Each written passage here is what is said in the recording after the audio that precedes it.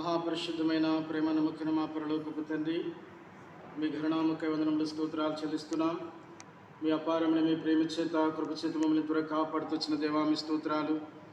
ప్రభా 2021 సంవత్సరం ప్రభా తండ్రి జనవరి 1 ప్రభుదినం నుంచి దేవా నా తండ్రి 6 నెలలు కాపాడి 7వ నెల ప్రభా తిరిగి ప్రభా తండ్రి 2వ ప్రభుదినం 18వ తేదీ ప్రభా మీరు మాకు ఇచ్చిన శ్రేష్టమైన పండుగ దినములకై స్తోత్రాలు.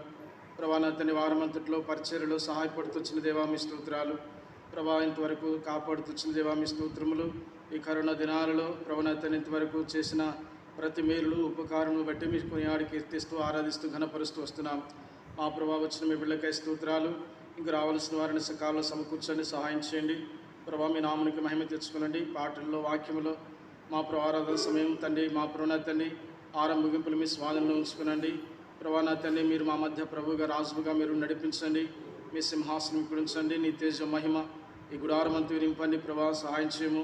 వెలుపట మీ సన్నిధించండి. ప్రభా కనికరించి కాపాడుతూ రమ్మని కృప చూపమని మీ కృపాధీనులే కోరుకుంటూ మీ స్థలాలకు అప్పగిస్తూ సర్వశక్తి గల యేసుక్రీస్తు ప్రభువారి ధన్యకరమైన పరిశుద్ధమైన నామములో స్తుతించి ప్రార్థించి ప్రభు పెట్టి అడిగిడుచున్నాము తండ్రి, ఆమేన్.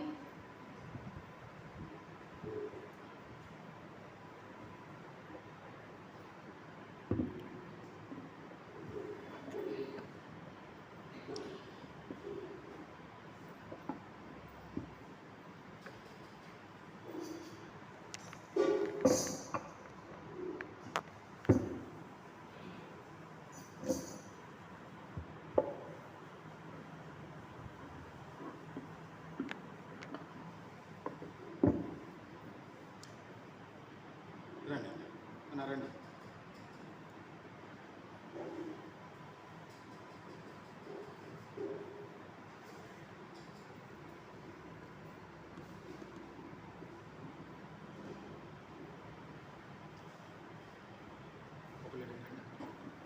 పెద్దబాట్ల పుస్తకాలలో 131, చిన్నబాట్ల పుస్తకాలలో 60, 56 సర్వకృపాని దగు ప్రభువా సకల చరాచర సంతోషమా. పెద్దబాట్ల పుస్తకాలలో 131, చిన్నబాట్ల పుస్తకాలలో 56.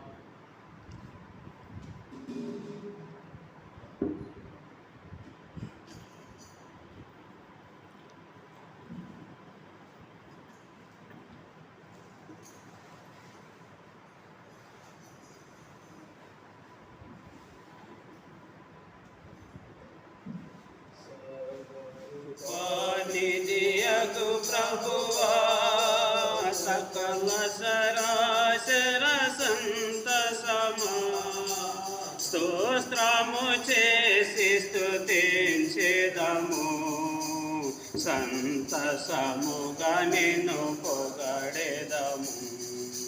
స్తోత్రము చేసి స్తుతించెదము, సంతసముగా నిన్ను పొగడెదము.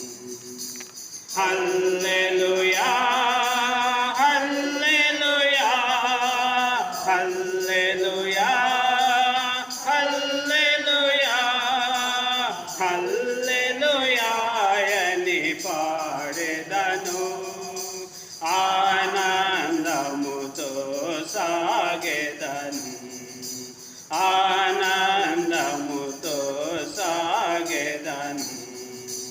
ప్రేమించి నన్ను వెదకితివి, ప్రీతితో నన్ను రక్షించితివి.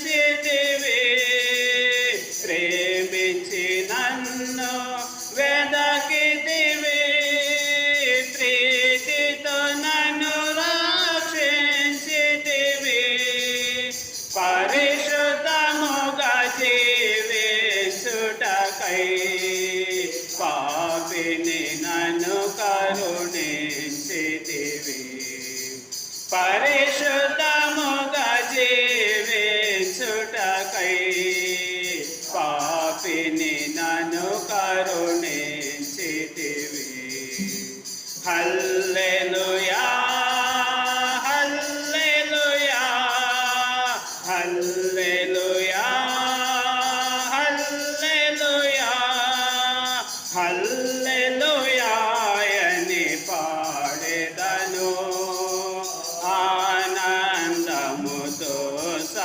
సాగెదను ఆనందముతో సాగెదను అల్పకాల శ్రమలను భవింప అనుదినము కృపనిచ్చితివి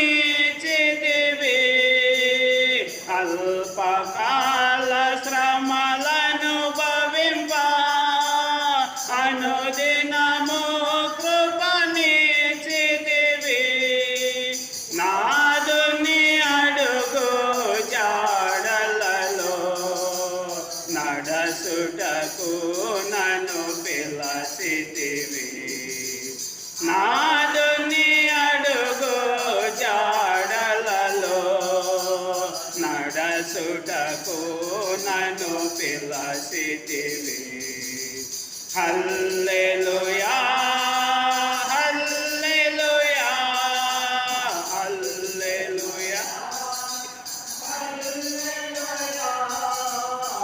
హల్లెలూయా అని పాడెదను ఆనందముతో సాగెదను ఆనందముతో సాగెదను మరణ శరీరము మార్పు నంది మహిమ శరీరము పొందుటకై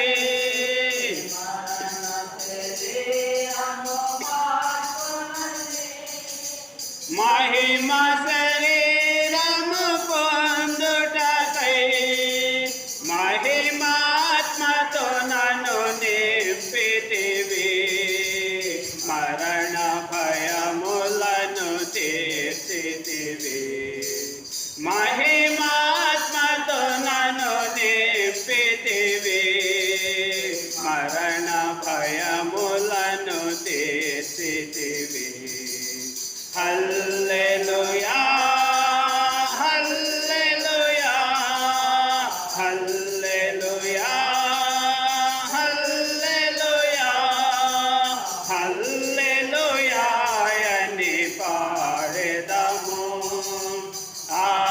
ఆనందముతో సాగెదను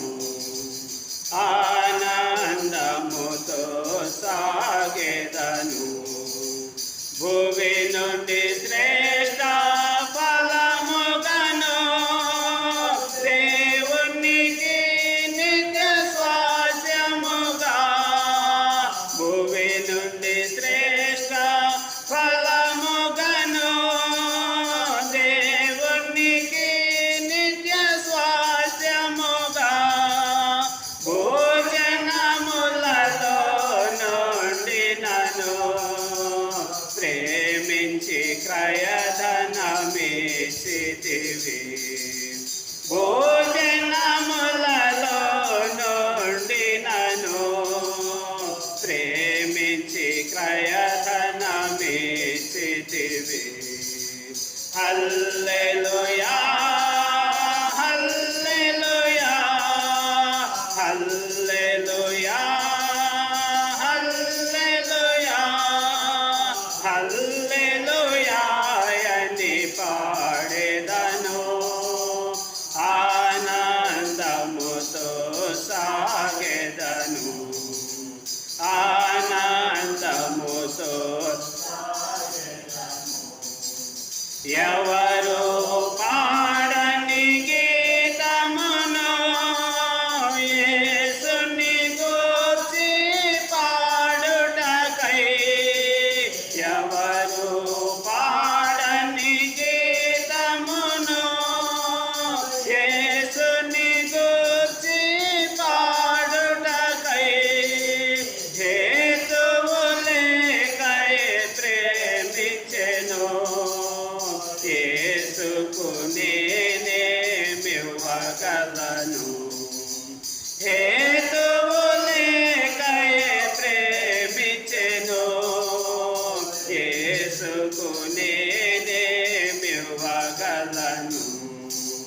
హల్లెలూయా హల్లెలూయా హల్లెలూయా హల్లెలూయా హల్లెలూయా అని పాడెదను, ఆనందముతో సాగెదను, ఆనందముతో సాగెదను.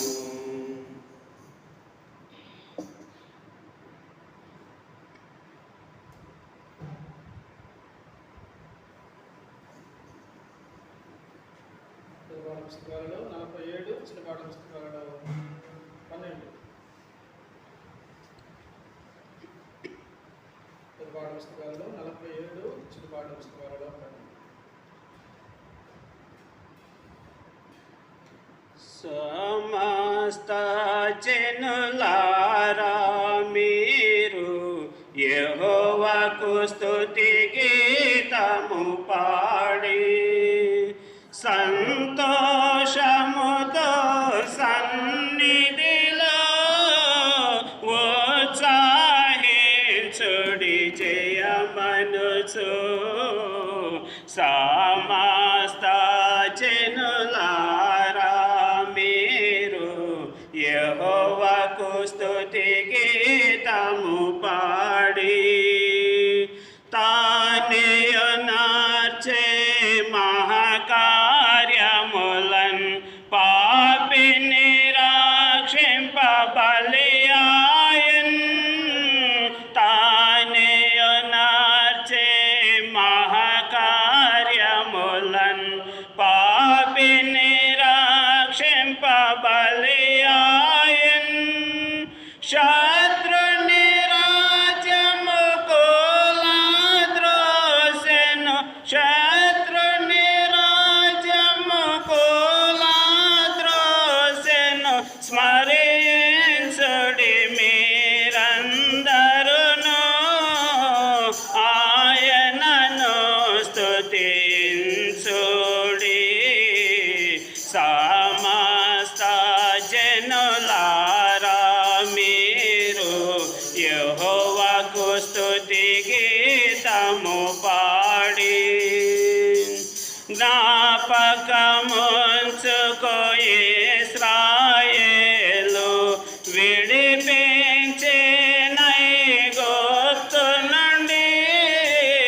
జ్ఞాపకముంచుకో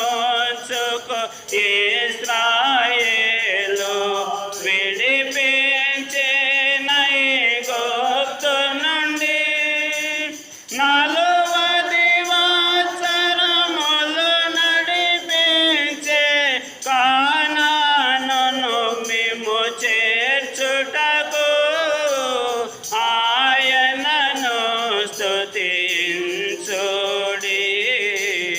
సమస్త జనులారా మీరు యెహోవాకు స్తుతి గీతము పాడి మోషేకు తన సేవను నొసగే యెహోషువ జయమును పొందే. మోషేకు తన సేవను నొసగే యెహోషువ జయమును పొందే. శత్రుని గెలిచి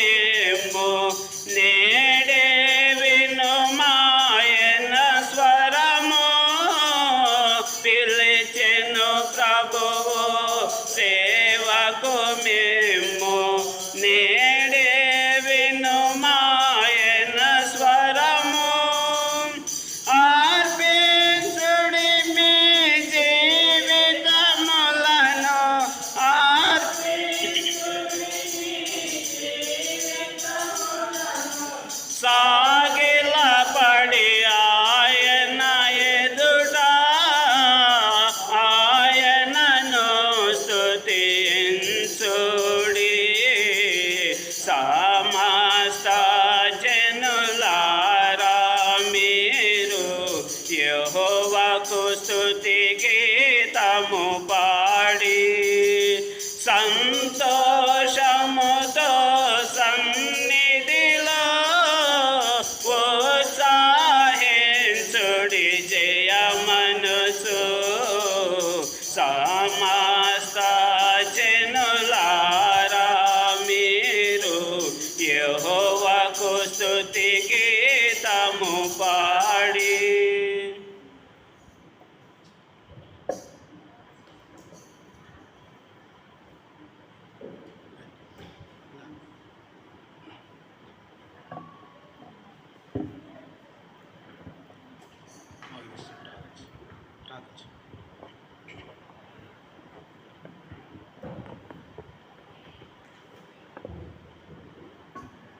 ప్రార్థన.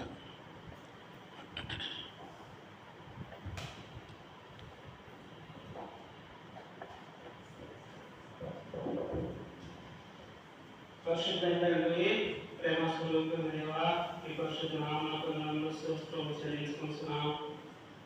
2021 సంవత్సరం జనవరి మాసం వదులుకొని ఈ యొక్క జూలై మాసం 18వ తేదీ మీ యొక్క పరిశుద్ధంలో కొద్ది మందిగా చేరి మీ నామమును స్తుతించి ఆరాధించడానికి మీరు మాకు ఇచ్చిన ఈ గొప్ప సమయం కూడా దేవనములు. ఈ సమయంలో యజమాని బట్టి వందనములు. రావాల్సిన వారిని బలపెట్టి మీ సన్నిధికి నడిపించండి. ఈ సమయంలో ప్రభావ నిలిచినటువంటి దాసును కూడా మీ యొక్క ఆత్మతో అభిషేకించండి. ప్రభావ ఆరాధన పాటలు ఇప్పటి వరకు మీ సన్నిధిని మాతో ఉంచి నడిపించినందుకే వందనములు.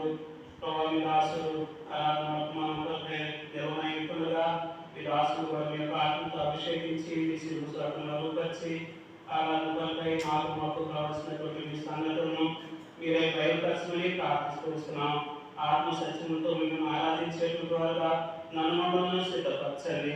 మీరే మీ కృపలో జ్ఞాపకం చేసుకోనండి.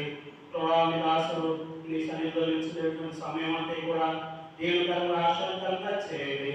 మీ దాసునికి కావలసినటువంటి మర్మమైనటువంటి మీ మాటలను మీ గగన సింహాసనం నుండి మీ నెలైనటువంటి స్వరం ద్వారా మీరే వినిపించి మీరే మహింపనుమని మహిమ ఘనత కీర్తి ప్రభావం మీకే ఆరోపిస్తూ యేసుక్రీస్తు నామములో ప్రార్థించి వేడుకొనుచున్నాము తండ్రి. ఆమేన్.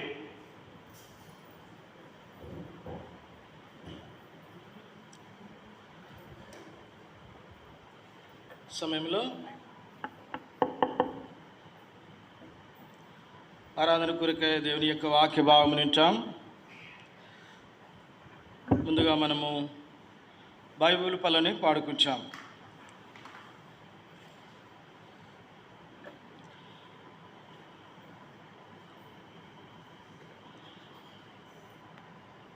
పఠింప శ్రేష్ఠ గ్రంథము బైబిల్, పఠింప శ్రేష్ఠ గ్రంథము బైబిల్, అనుదినం పఠించిన ప్రేమతోడ నడుపును.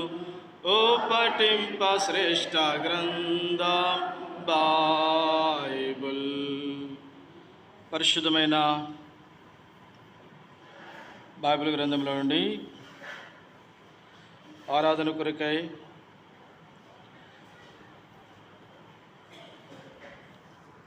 రూతు గ్రంథం 1వ అధ్యాయము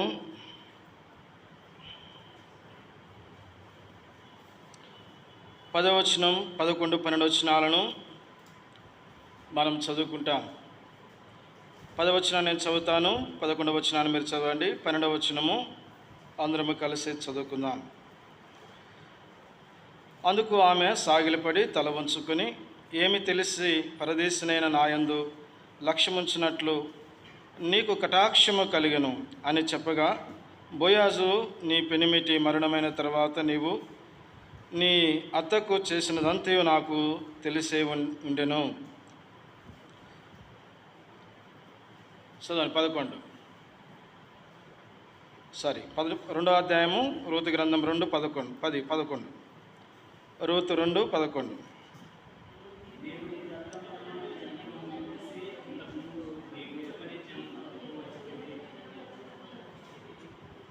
అందరి చూద్దాం. 12వ వచనం. యెహోవా నీవు చేసిన దానికి ప్రతిఫలము ఇచ్చును.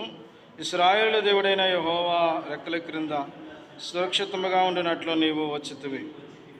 ఆయన నీకు సంపూర్ణమైన బహుమానమునిచ్చును అని ఆమెకు ఉత్తరం ఇచ్చెను. ప్రార్థన తీసుకుందాం. మోకరించండి. ప్రార్థన.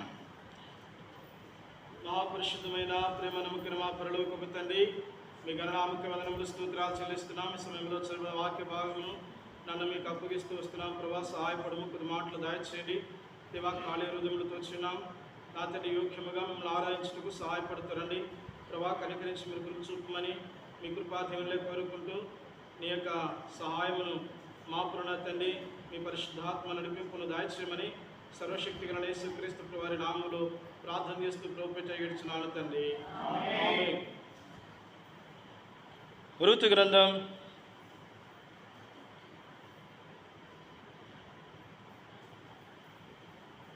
ఇది న్యాయాధిపతులు ఏలుతున్న కాలం. ఇది న్యాయాధిపతులు పరిపాలిస్తున్న కాలం.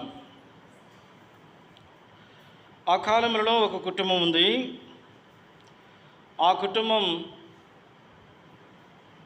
నయోమి యొక్క కుటుంబముగా మనం చూస్తాం. అయితే నయోమి యొక్క కుటుంబం ఎక్కడున్నారు అంటే బెత్లెహేములో ఉన్నారు. ఈ నయోమి యొక్క కుటుంబం బెత్లెహేము యొక్క వాస్తవులు, బెత్లెహేము యొక్క గ్రామమునకు చెందినవారు. ఈ బెత్లెహేము గ్రామములో నివసిస్తున్న ఈ నయోమి యొక్క కుటుంబం ఆ కాలంలో కరువు యూదా బెత్లెహేములో ఉన్నప్పుడు వారు బయలుదేరి మోయాబు దేశంలో కాపురమునటకు వెళ్ళినారు. రూతు గ్రంథం 1వ అధ్యాయంలో మనం చదువుతూస్తాము. వారు అక్కడికి ఏదో చూసి రావడానికి వెళ్ళలేదు, కానీ కాపురమునటకు వెళ్ళినారు. అయితే ప్రియులారా, వారు అక్కడికి కాపురమునటకు వెళ్ళుట ద్వారా వారి కుటుంబంలో ఎంతో నష్టం వారి జీవితంలో ఎదురవుతూ వచ్చింది. దేవుని యొక్క వాక్యములు మనం చదువుతూ వస్తాము. దావీదు కీర్తనలు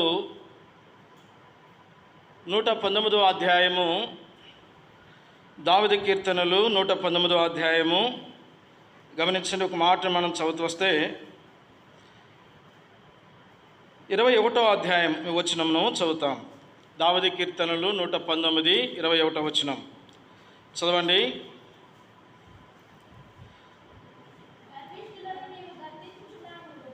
గర్విష్ఠులను నీవు గద్దించుచున్నావు, నీ ఆజ్ఞలను విడుచు తిరుగు వారు శాపగ్రస్తులు.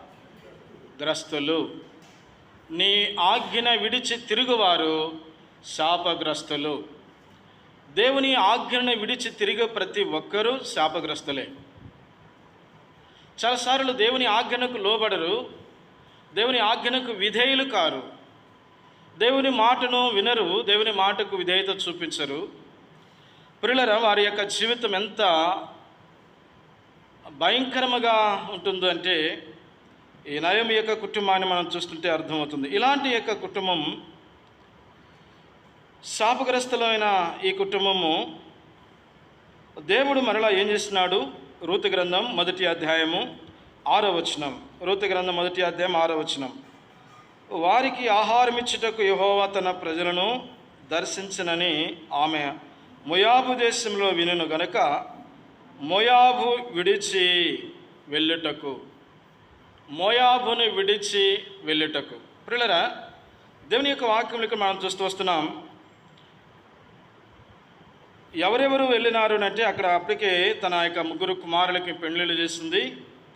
అక్కడ ఓర్ప తర్వాత రూతు ఇద్దరు కోడళ్ళు తనకు ఉన్నారు. అయితే తన ఇద్దరు కోడళ్ళతో కూడా ఆమెయు ఆమె కోడండులను ప్రయాణమయ్యిరి. పిల్లలు ఇలాంటి పరిస్థితుల్లో ఉన్నారని అంటే చాలా కఠినమైన పరిస్థితుల్లో వారు ఉన్నారు. రెండవది శాపగ్రస్తమైన పరిస్థితుల్లో వారు ఉన్నారు. మోయాబు అంటే దేవుని యొక్క వాక్యంలో ప్రభువారు అంటాడు, నేను కాళ్ళు కడుక్కును పల్లెము అన్నాడు. మోయాబు మీదకి నా చెప్పు విసిరివేసి తిని. ప్రియులరా, మోయాబు దేశము శాపగ్రస్తమైనది. మోయాబులు ఎక్కడి నుంచి వచ్చారంటే లోతు కుటుంబం నుంచి వచ్చారు. అమోనీలు లోతు యొక్క పెద్ద యొక్క కుమార్తెకు పుట్టిన వారు మొట్టమొదట మోయాబీలు. మనము ఆదికాండం 19వ అధ్యాయం మనం చదువుతూ అర్థమవుతుంది. అయితే పిల్లరా, వీళ్ళు శాపగ్రస్తమైన పాపపు యొక్క సంతానము. ఈ మోయాబు యొక్క దేశము అనేది మనం చూస్తూ వస్తుంటే దేవునికి అసహ్యమైనది. ఇలాంటి మోయాబు దేశాన్ని వారు ఎన్నుకున్నారు. అక్కడ కాపురం ఉండటకు వెళ్ళినారు. ఈనాడు కూడా మనం కూడా చాలాసార్లు దేవుని ఆజ్ఞను విడిచి దేవుని ఆజ్ఞకు అవిధేయులమై మోయాబు యొక్క దేశం లాంటి శాపగ్రస్తమైన స్థలంలో ఉండటానికి ఇష్టపడతాం. చాలాసార్లు దేవుని మందిరానికి రావడానికి ఇష్టపడాం.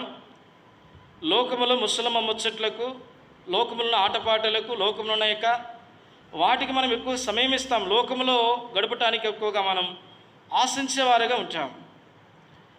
ఈనాడు అందుకనే చాలాసార్లు మన జీవితాల్లో ఎంతో నష్టాన్ని మనం ఎదుర్కోవాల్సి వస్తుంది. యెహోవా ఆజ్ఞను విడిచి తిరుగువారు శాపగ్రస్తులు. దేవుని యొక్క మాటని వినకుండా, దేవుని ఆజ్ఞను వినకుండా ప్రియులారా వీళ్ళు వెళ్తూ వచ్చినారు. అందుకనే మోయాబును విడిచి మొట్టమొదటిగా మనం చూస్తున్నాం. ప్రియులారా, వీళ్ళు చేసిన యొక్క మొట్టమొదటి కార్యం ఏంటంటే ఆ శాపగ్రస్తమైన దాని నుంచి విడవబడుతూ వచ్చినారు. కాబట్టి దేవాతి దేవుడు యేసుక్రీస్తు ప్రభువారు మనల్ని కూడా ఈ శాపగ్రస్తమైన స్థితి నుండి దేవుడు మనల్ని విడిపించిన వాడుగా, విమోచించిన వాడుగా ఉన్నాడు. దేవుని యొక్క వాక్యంలో మనం చూస్తూ వస్తుంటే చూడండి, ఒక మాట మనం చదువుతూ వస్తాము. ఇర్మియా గ్రంథం 17వ అధ్యాయము, ఇర్మియా గ్రంథం 17వ అధ్యాయము 5వ వచనం. ఇర్మియా గ్రంథం 17వ అధ్యాయము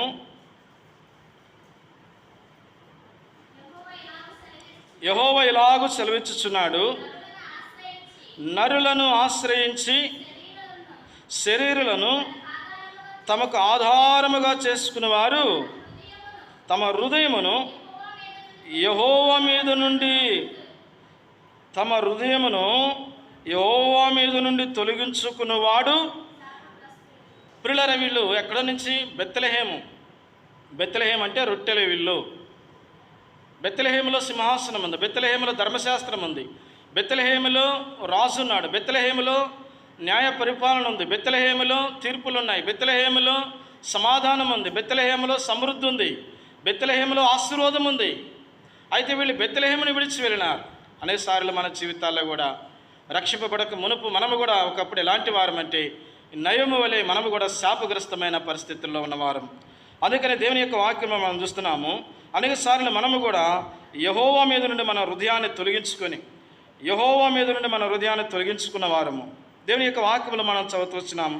17వ అధ్యాయం 5వ వచనంలో అక్కడ అంటాడు కదా, యెహోవా నరులను ఆశ్రయించి శరీరులను తనకు ఆధారముగా చేసుకున్నవాడు. ఈనాడు మనం చూస్తున్నాం ఎవరిని?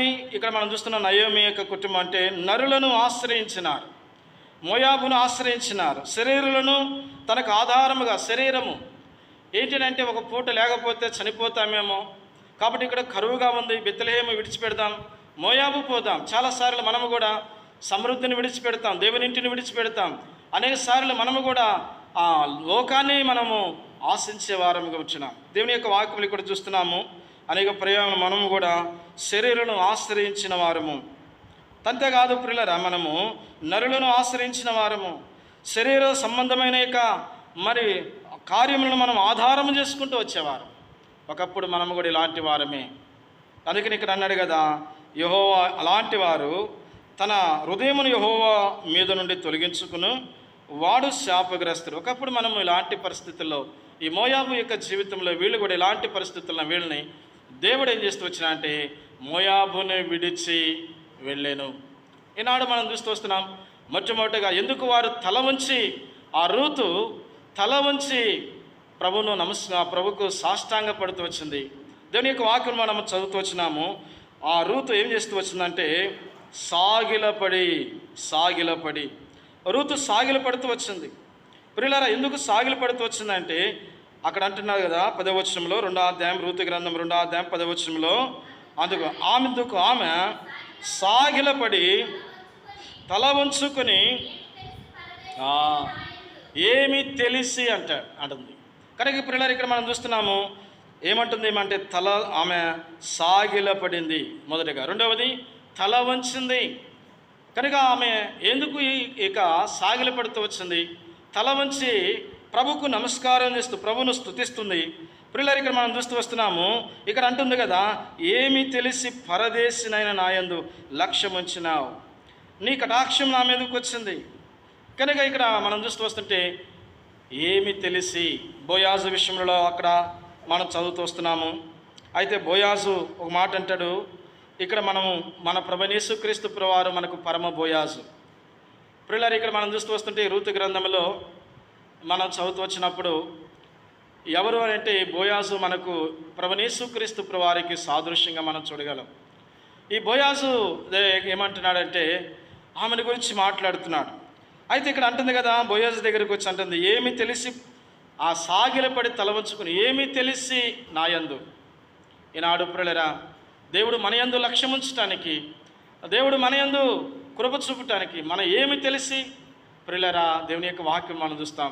ఇర్మియా గ్రంథంలో ఒక చక్కని మాటను మనం చదువుతూ వస్తాం. ఆ నిర్గమాకాండము చదవండి.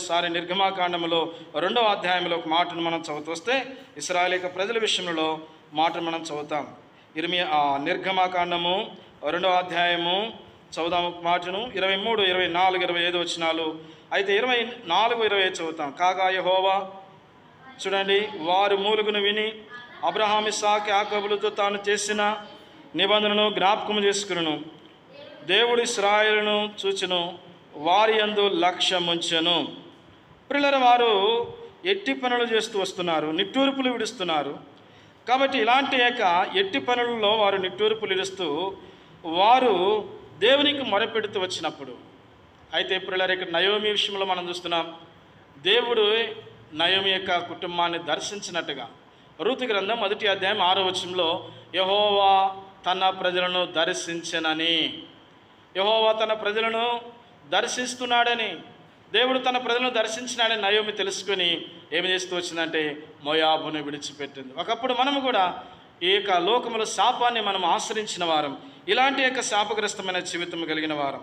దేవుని యొక్క వాక్యంలో మనం చదివితే గలతీయులకు రాసిన పత్రిక చూడండి. గలతీయులకు రాసిన పత్రిక 3వ అధ్యాయము, గలతీయులకు రాసిన పత్రిక 3వ అధ్యాయము 10వ వచనాన్ని మనం చదువుతొస్తే ధర్మశాస్త్రము విధించిన క్రియలకు సంబంధులు కారు, శాపమునకు లోబడిన వారుగా ఎంచబడిన గాక. ధర్మశాస్త్ర సంబంధము రాయబడిన విధులన్నీ చేటి అందు నిలకడగా ఉండని ప్రతివాడును శాపగ్రస్తుడు. ఇక్కడ మనం చూస్తూ వస్తున్నాం. నా మాట ఏంటంటే, నా తలంపు ఏంటంటే, ఇక్కడ అంటాడు కదా, నిలకడగా ధర్మశాస్త్రము ముందు నిలకడగా ఉండని ప్రతివాడు శాపగ్రస్తుడే. ధర్మశాస్త్రమును దేవుని వాక్యమందు నిలకడగా ఉండని ప్రతి వాడు శాపగ్రస్తుడే. మనం కూడా ఒకప్పుడు ఇలాంటి శాపగ్రస్తమైన మన జీవితాలు, దేవుని వాక్యమందు నిలకడగా ఉండని మన జీవితాలు, ఒకప్పుడు దేవుని యొక్క వాక్యమునందు మనసు లేని వారముగా, ఒకప్పుడు సాతానుకు మనసునిచ్చి దేవుని నుండి మనసును తొలగించుకొని లోకాన్ని ప్రేమించిన వారంగా ఉన్నాం, శరీరాన్ని ఆశ్రయించిన వారంగా ఉన్నాం.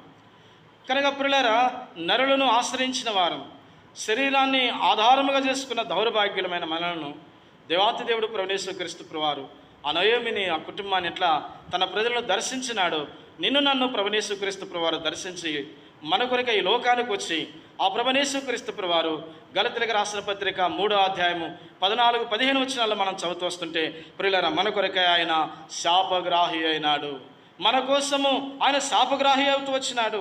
చూడండి, గలతీ 3వ అధ్యాయము 14వ వచనం, ఆత్మను గూర్చిన వాగ్దానము విశ్వాసము వలన మనకు లభించినట్లు అబ్రహాము పొందిన ఆశీర్వాదము క్రీస్తు యేసు ద్వారా అనుజనులు కలుగుటకు క్రీస్తు మన కోసము శాపగ్రాహి అయి.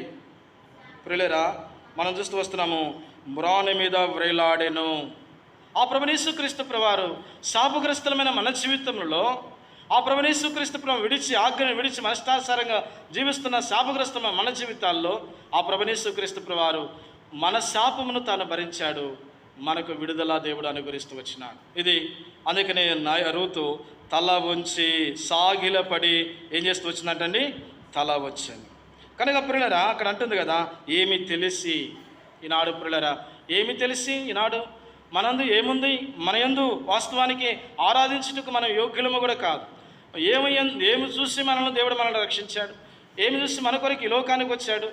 మన యందు ఏమి మంచి అనేది కానీ, లేకపోతే ఏది కూడా మన యందు ఆ మంచి క్రియలు అనేవి కానీ లేవు. కానీ అయితే యేసుక్రీస్తు ప్రభువారే మన కొరకే లోకానికి వచ్చి శాపగ్రాహి అయినాడు. శాపగ్రస్తమైన మన జీవితాన్ని ఆశీర్వాదంగా మార్చుట కొరకై మన కొరకై శాపగ్రాహి అవుతూ వచ్చినాడు.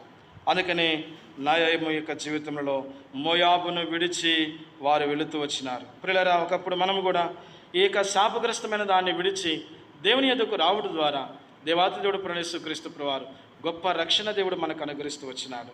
దేవుని యొక్క వాక్యంలో చూడండి, రెండవదిగా మనం చూస్తూ వస్తుంటే మోయాబు దేశం నుండి వచ్చిన వాళ్ళు చూడండి, 2వ అధ్యాయము రూతు గ్రంథం 2వ అధ్యాయము గమనించండి. ఒక మాట మనం చూస్తాము 13వ వచనంలో. చూడండి, ఒక మాట మనం చదువుతూ వస్తాము, నీ దాసురాలకు నాయందు ప్రేమ కలిగి మాట్లాడితివి.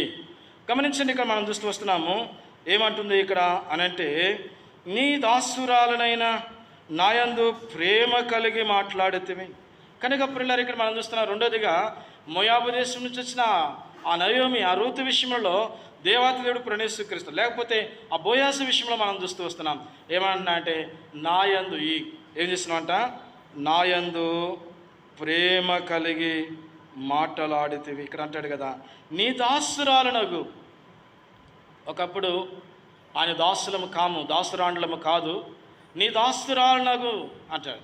ఒకప్పుడు దేవునికి దాసురాళ్ళము కాము, ఒకప్పుడు పాపానికి దాసులం. అయితే పాపానికి దాసురాండ్లం దేవుని యొక్క వాక్యములు మనం చూస్తూ వస్తున్నాం.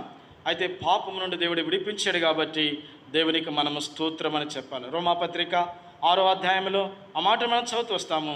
ఆ రోమాపత్రిక 6వ అధ్యాయము 17వ వచనంలో ఏమంటున్నాడంటే, ఒకప్పుడు మనము లోకానికి దాసులం, పాపానికి దాసులం.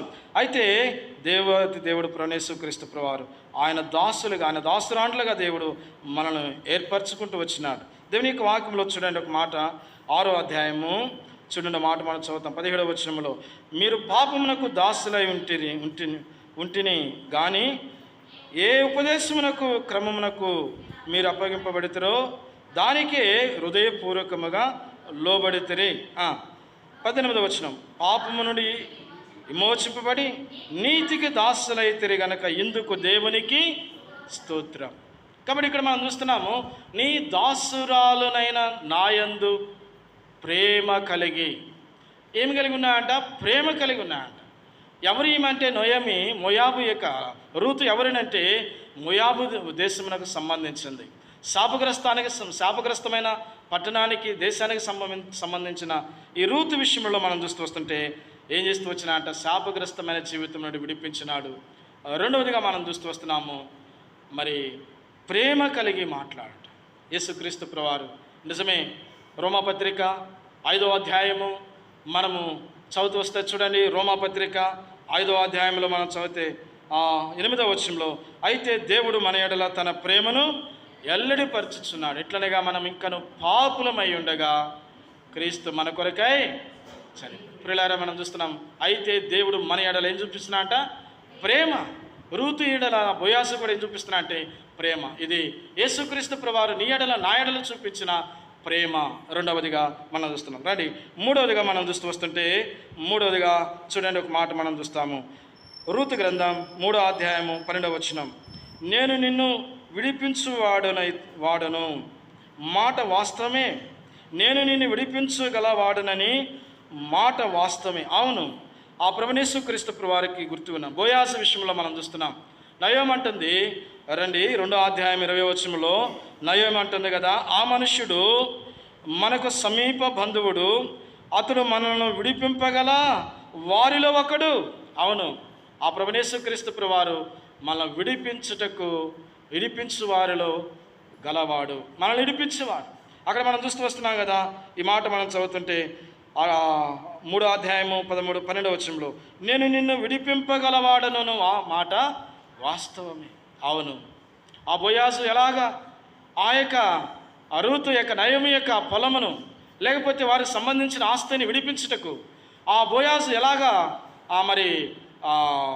సమర్థుడు, అక్కడ మనం చూస్తున్నాం. మన ప్రభువు యేసుక్రీస్తు వారు కూడా మనల్ని విడిపించినవాడు, మన సమర్థుడు.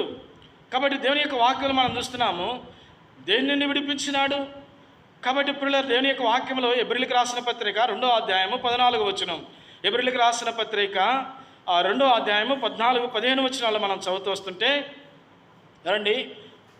కాబట్టి ఆ పిల్లలు రక్త మాంసము గలవారైనందున ఆ ప్రకారమే మరణము యొక్క బలము గలవారిని, అనగా అపవాదిని మరణము ద్వారా నశింపచేయుటకు జీవిత కాలమంతయు మరణ భయము చేత దాస్యమునకు లోనైన వారిని విడిపించుటకు ఆయన కూడా రక్త మాంసములలో పాలివాడాయను.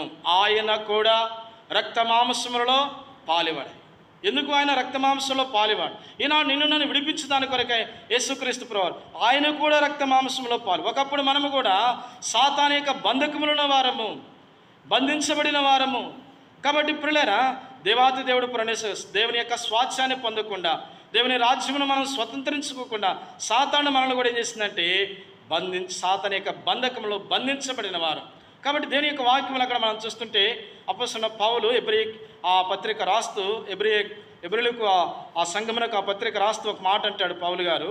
ఏమంటే, కాబట్టి ఆ పిల్లలు కూడా రక్తమాంసము గలవారైనందున ఏం చేస్తూ వచ్చినాంట కాబట్టి సాతాను యొక్క అపవాది మరణము ద్వారా విడిపింపచేయుటకు ఆయన కూడా ఏం చేస్తూ వచ్చినాంట దాస్యమునకు లోనైన వారిని, ఆ మాట చాలా ప్రాముఖ్యమైన మాట, దాస్యమునకు లోనైన వారిని విడిపించుటకు ఆయన కూడా రక్త మాంసములు. అవును ప్రియులారా, ప్రభువు యేసుక్రీస్తు వారు మనల్ని కూడా ఆ బోయాజు పరమ బోయాజు లేకపోతే ఆ బోయాజు రూతు యొక్క నయోమి యొక్క ఫలమును ఎలా విడిపించుటకు ఆయన కూడా మరి అక్కడ చూస్తూ వస్తున్నాము. విడిపింపగలవాడు అన్న మాట వాస్తవమే కనుక మనం చూస్తున్నాము. అతడు మనల్ని విడిపించగలవాడు. అవును, వాస్తవం ఆ మాట. అయితే ఆనాడు బోయాజు ఆ యొక్క రూతు యొక్క నయోమి యొక్క ఫలము వారి యొక్క సంబంధించిన ఆస్తి అంతా విడిపించుటకు ఆయన సమర్థుడైతే, ఈ లోకములో మనము కూడా సాతాను యొక్క బంధకములో ఉన్న మనల్ని కూడా విడిపించుటకు సమర్థుడైన దేవుడు మన కొరకై ఈ లోకానికి వచ్చే రక్త మాంసములలో పాలివాడుగా అయినాడు. ఇది 3వదిగా మనం చూస్తున్నాం. 4వదిగా చూడండి, దేవుని యొక్క వాక్యములు మనం చదువుతూ వస్తుంటే 4వదిగా మనం చూస్తూ వస్తుంటే దేవుని యొక్క వాక్య భాగంలో చూడండి, దేవుని వాక్యములో ఒక మాట మనం చదువుతాం. దేవుని యొక్క వాక్యంలో రూతు గ్రంథం 3వ అధ్యాయము, రండి రూతు గ్రంథం 3వ అధ్యాయము 2వ వచనం. ఎవని పనికత్తుల యొద్ద నీవు ఉంటివో ఆ బోయాజు మనకు బంధువుడు. ఆ బోయాజు మనకు బంధువుడు. చెప్పండి ఆ మాట నాతో కూడా చెప్పండి అందరూ. ఆ బోయాజు మనకు బంధువుడు. ఆ బోయాజు మనకేమంటుంది? నయోమి అంటుంది కదా, నువ్వు ఎవరి సేలో పొలం నువ్వు పరిగెరుకుంటూ వచ్చినావు కాబట్టి అంటే నేను ఆ బోయాజు గురించి చెబుతూ వచ్చినప్పుడు అంటుంది కదా నయోమి రూతుతో, ఆ బోయాజు మనకి ఎలాంటి వాడంటే బంధువుడు. అవును ప్రియులరా, ఆ ప్రభువు యేసుక్రీస్తు వారు కూడా ఏ బాంధ్యము లేని వారిని మనల్ని కూడా విడిపించినాడు. మనము దేవుని యొక్క బంధువులము కాదు కదా, మనం దేవుని యొక్క బంధువులం కాదు. మనం పాపానికి దాసులం, ఒకప్పుడు మనం చూస్తూ వస్తున్నాం. అయితే ప్రియులారా, దేవుడు మనల్ని కూడా ఏం చేస్తూ వచ్చా అంటే పరదేశులం, దేవుని యొక్క బంధువులము, లేకపోతే దేవుని యొక్క జనాంగము కాదు. మనం దేవుని యొక్క వాక్యంలో మనం చూస్తూ వస్తున్నాం, సమస్త జనుల కంటే మీరు తక్కువే. ద్వితీయోపదేశకాండం 7వ అధ్యాయంలో మనం చూస్తున్నాం, సమస్త జనుల కంటే మీరు తక్కువే. కాబట్టి మనం ఎలాంటి వారము? అందుకని ఎఫెసీయులకు రాసిన పత్రిక 2వ అధ్యాయము 11, 12 వచనాలు, 13, 14 వచనాలు మనం చదువుతూ వస్తుంటే, ఆ కాలమందు ఇశ్రాయేలుతో మీరు సహపరులు కాక వాగ్దాన నిబంధన లేని వారును, పరజనులను, నిరీక్షణ లేని వారును, దేవుని క్రీస్తుకు దూరస్తులు ఉంటారని జ్ఞాపకము చేసుకునుడి. కనుక ప్రియులారా, ఇక్కడ మనం చూస్తున్నాము, మనము ఏం చేస్తున్నామంట? క్రీస్తుకు దూరస్తులమైన మనల్ని చేస్తున్నా దేవునికి దూరస్తురాలైన ఈ నయోమిని, లేకపోతే దేవునికి దూరస్తురాలైన ఈ మోయాబీయురాలైన శాపగ్రస్తానికి సంబంధించిన పట్టణానికి సంబంధించిన రూతు విషయంలో కూడా మనం చూస్తూ వస్తుంటే దేవుడు ఏం చేస్తూ వచ్చినా అంటే సమీప బంధువుడైనాడు. యేసుక్రీస్తు ప్రభువారు కూడా మనకు ఏమవుతున్నాడంటే మంచి బంధువుడిగా ఈ లోకానికి వచ్చాడు. ఆ ప్రభువైన యేసుక్రీస్తు ప్రభువారు మన బంధువుడైనాడు. ఒకప్పుడు మనం ఎలాంటి వారమంటే మనము దేవుని బంధువులము కాము. అయితే ఇప్పుడు అందుకని అంటాడు కదా, పేతురు రాసిన పత్రికలో మీ అందరికీ తెలుసు ఆ మాటను మనం చూస్తూ వస్తున్నాము. మీరు ఏమంట, చీకటి నుండి ఆశ్చర్యకరమైన తన వెలుగులోనికి వచ్చిన వాని గుణాతిశయములు పచ్చురుము చేయి నిమిత్తం ఏర్పరచబడిన వంశమును, రాజులైన యాజక సమూహం. ఒకప్పుడు దేవుని ప్రజగా ఉండకపోతిరి. ఆ మాట చూడండి, ఒకప్పుడు మనం దేవుని ప్రజలము కాము. నయము కూడా, రూతు కూడా ఒకప్పుడు రూతు దేవుని ప్రజలు కాదు. అయితే ఇప్పుడు దేవుడు ఏం చేసినట్ట? బంధువుడైనాడు. మొట్టమొదటిగా శాపగ్రస్తమైన జీవితం నుండి విడిపించాడు. రెండవదిగా మనం చూస్తూ వస్తే ప్రేమించినాడు. మూడవదిగా మనం చూస్తూ వస్తుంటే విడిపించినాడు. నాలుగవదిగా మనం చూస్తూ వస్తుంటే బంధువుడైనాడు. ఒకప్పుడు యేసుక్రీస్తు ప్రభువారు కూడా మనల్ని కూడా విడిపించినాడు శాపగ్రస్తమైన జీవితం నుండి. రెండవది ప్రేమించినాడు. ఆ కల్వరి శిలువలో మన కొరకే తన ప్రాణాన్ని ఇప్పించినాడు. ఆ ప్రభువైన యేసుక్రీస్తు ప్రభువారు మనం ప్రేమించకపోయిన ఆయన ప్రేమించాడు. మూడవదిగా మనం చూస్తూ వస్తుంటే మనల్ని విడిపించినాడు, సాతాను యొక్క బంధకం నుండి విడిపించినాడు. మరణ భయం చేత దాస్యములకు లోనైన వారిని మనం విడిపించినాడు. ఆయన మన కొరకే రక్తమాంసంలో పాలివాడవుతూ వచ్చినాడు. నాలుగవది బంధువుడు, సమీప బంధువుడైనాడు. చూడండి ఆ మాటను, రూతు గ్రంథం మనం చదువుతూ వస్తుంటే ప్రియులారా, ఆ మనుషుడు ఎలాంటి వాడంటే మనకు సమీప బంధువుడు. 20వ అధ్యాయం 2వ అధ్యాయం 20వ వచనంలో ఆ చివరి భాగంలో నేను చదువుతాను చూడండి.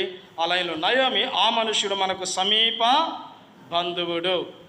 ప్రియులారా, ఎంత సమీపముగా వచ్చాడు, మనకు బంధువుడిగా, మనకు సమీపముగా వచ్చాడు.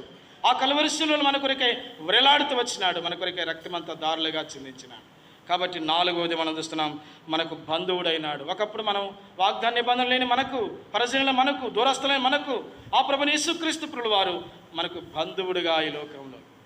కాబట్టి ఆయన మన బంధువుడు, ఆయన మన తండ్రి, మన తల్లి. ఇది నాలుగవదిగా మనం చూస్తున్నాం. ఐదవదిగా దేవుని యొక్క వాక్య భాగంలో రండి ఒక మాట మనం చూస్తూ వస్తాం. రూతు గ్రంథం 2వ అధ్యాయము 20వ వచనం. రూతు గ్రంథం 2వ అధ్యాయము 20వ వచనం. ఐదవదిగా చూడండి మనం చూస్తున్నాం, నయోమి బ్రతికున్న వారికి చచ్చిన వారికి ఉపకారి అను మాట మాననివాడు. చాలండి, ఇక్కడ మనం చూస్తున్నాము ఉపకారి. ఎలాంటి వాడంటే ఈయన ఈ బోయాసు ఎలాంటి వాడంటే ఉపకారి. యేసుక్రీస్తు ప్రభువారు కూడా మనకు మంచి ఉపకారి. కీర్తన గ్రంథం 145వ అధ్యాయము మనం చదువుతూ వస్తుంటే ప్రియులారా, దేవుని యొక్క వాక్య భాగంలో మనందరికీ ఆ భాగం మనకు తెలుసు, సమయం లేదు కాబట్టి నేను ముందుకు వెళుతున్నా. చూడండి, దేవుని యొక్క వాక్యంలో మనం చూస్తూ వస్తుంటే ఆ ప్రభువైన యేసుక్రీస్తు 145 8వ వచనం నుండి యెహోవా అందరికీ ఉపకారి. 14 వచనం వరకు మీరు చదివితే ఆ మాటలు అర్థమవుతాయి. ఆయన మనకు ఉపకారి, అపకారం చేవాడు కాదు కానీ మనకు ఉపకారి. ఎన్నోది ఇది మనం చూస్తున్నాం. ఐదవది చెప్పండి. మొదటిది ఏంటంట? విడిపించాడు, మోయాబు నుంచి అంటే శాపగ్రస్తం నుండి విడిపించాడు. రెండవది ప్రేమించాడు. మొదటిది మోయాబు నుండి శాపగ్రస్తమైన జీవితం నుండి ఆ ప్రభువైన యేసుక్రీస్తు ప్రభువారు విడిపించాడు. రెండవది మనను పాపము నుండి, రెండవదిగా మనం చూస్తూ వస్తున్నాము ప్రేమించినాడు. మూడవది మనం చూస్తున్నాము మన కొరకై శాపగ్రాహి అయినాడు, మనల్ని విడిపించుటకు శాపగ్రాహి అయినాడు. నాలుగవది మనకు బంధువుడైనాడు. ఐదవది మనకు ఉపకారి అయినాడు. ఉపకారి, ఆయన అపకారం చేయలేదు, అందుకని దావీదు అంటాడు, ఆయన చేసిన ఉపకారంలో దేనిని నా ప్రాణమా, ఆయన చేసిన ఉపకారంలో. కనుక బోయాజు రూతు నయోమికి ఇలాగ చేస్తే యేసుక్రీస్తు ప్రభువు మనకెంత గొప్ప కార్యం చేసినాడు, అంతకంటే ఎక్కువ ఉపకారం చేసినాడు. బోయాజు కంటే ఉపకారం చేసినాడు, బోయాజు కంటే మనల్ని విడిపించినాడు, బోయాజు కంటే ఎక్కువగా బంధువుడైనాడు, బోయాజు కంటే ఎక్కువగా ప్రేమించాడు, బోయాజు కంటే ఎక్కువగా మన నయోమి యొక్క శాపగ్రస్తమైన జీవితము నుండి ఎలాగా విడిపించినాడు, అలాగే మనల్ని కూడా ఆ శాపము నుండి విడిపించి మన కొరకే శాపగ్రాహినాడు. ప్రియులారా, ఇది 5 విషయాలు. రూతు గ్రంథం 6గా మనం చూస్తాం. రూతు గ్రంథం రండి 6వ సంగతి రండి, దేవుని యొక్క వాక్యములు మనం చూస్తూ వస్తున్నాం. రూతు గ్రంథం 4వ అధ్యాయము 11వ వచనం. రూతు గ్రంథం 4వ అధ్యాయం 11వ వచనం. యెహోవా ఆ ఇంటికి వచ్చును, ఆ స్త్రీని, యెహోవా ఇంటికి వచ్చిన ఆ స్త్రీని ఇశ్రాయేలు వంశావళిలో వర్ధిల్ల చేసిన రాహేలును పోలినదిగాను, చాలండి, లేయాను పోలినదిగాను. కనుక ప్రియులారా, ఇక్కడ మనం చూస్తున్నాము ఇశ్రాయేలు యొక్క వంశావళిలోనికి వచ్చింది. మత్తయి సువార్త 1వ అధ్యాయం 5వ వచనం మనం చదువుతూ వస్తుంటే ఏ వంశావళిలోకి వచ్చిందంట ఈమె? దేవుని యొక్క వాక్యం మనం చూస్తాము, యొక్క క్రీస్తు వంశావళిలోనికి వచ్చింది. అంటే ఇక్కడ మాట మనం చదువుతూ వస్తుంటే మరి ద్వితీయోపదేశకాండము మొదటి దినవృత్తాంతముల గ్రంథం చూడండి, ఒక మాట మనం చదువుతూ వస్తుంటే 23వ అధ్యాయం 3వ వచనం. దేవుడు రూతును ఏర్పరచుకునే గొప్ప ఏర్పాటు, ఎంత గొప్ప ప్రణాళిక. ఈనాడు నిన్ను నన్ను ఏర్పరచుకునే విషయంలో దేవునికి ఎంత గొప్ప ప్రణాళిక. మోయాబీయులు 10వ తరము వరకు, ఎన్నో తరము వరకు అంట? 10వ తరము వరకు. మొదటి దినవృత్తాంతముల గ్రంథం 23వ అధ్యాయం తీసినారా? 23వ అధ్యాయం చూడండి ఆ మాటను, 3వ వచనం. 23:3.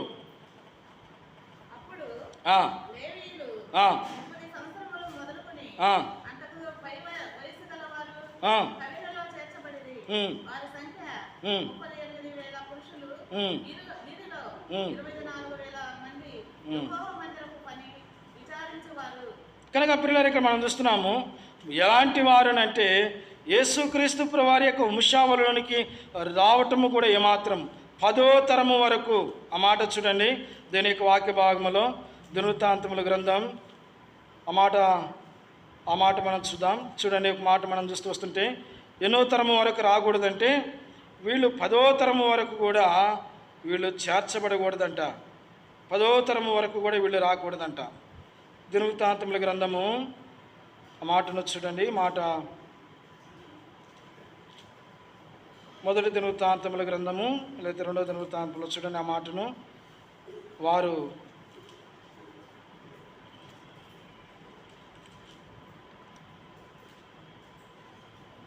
లేదా మాట 10వ తరము వరకు వారు చేర్చబడకూడదు. 20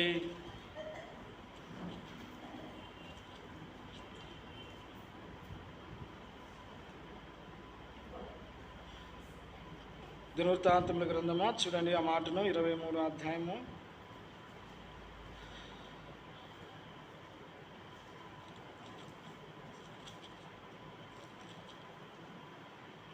మొదటి దినవృత్తాంతం 23 ఎన్నో వచనం చదివాం మనము.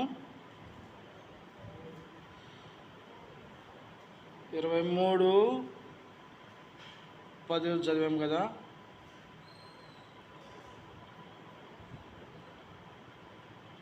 మోయాబీలు 10వ తరము వరకు కూడా వారు యెహోవా సమాజములో చేరకూడదు. కారణం ఏంటంటే దేవుని యొక్క వాక్యం ఇక్కడ మనం చూస్తూ వస్తుంటే వారు దేవుని యొక్క సమాజంలో చేరటకి మాత్రము అర్హత లేదు. దేవుని యొక్క వాక్యంలో మాటను మనం చూస్తూ వచ్చినాం. అంటే ఇక్కడ 10వ తరము వరకు కూడా వారు చేర్చబడకూడదు. అయితే అలాంటి యొక్క మోయాబీలను దేవుడు ఏం చేస్తూ వచ్చినంట, మోయాబు దేశంలో ఉన్న ఈ రూతు విషయంలో దేవుడు గొప్ప ప్రణాళిక కలిగిన వాడుగా మోయాబులో ఉన్న ఆమెను దేవుడు ఏం చేస్తూ వచ్చినంటే ఏర్పరచుకుంటూ వచ్చినాడు. మనల్ని కూడా దేవాతి దేవుడు యేసుక్రీస్తు ప్రభువారు లోకములో ఉన్న మనల్ని దేవుడు ఏర్పరచుకుంటూ వచ్చినాడు. దేవుడు మనల్ని కూడా ఏర్పాటు చేసుకుంటూ వచ్చినాడు. ఆయన యొక్క సన్నిధిలోనే తీసుకుని వచ్చినాడు. కనుక ప్రియులారా, ఇది 6వదిగా మనం చూస్తూ వస్తాం.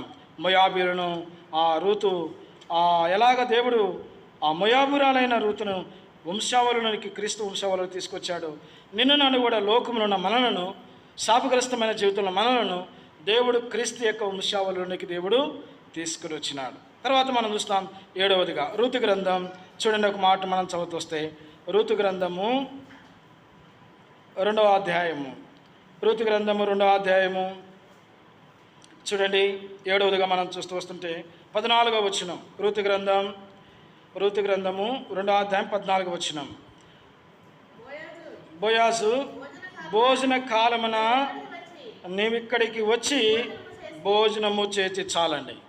కాబట్టి ఈ రూతు క్రీస్తు వంశావళిలోకి రావటం మాత్రమే కాదు, కానీ ఎక్కడికి వచ్చిందంట?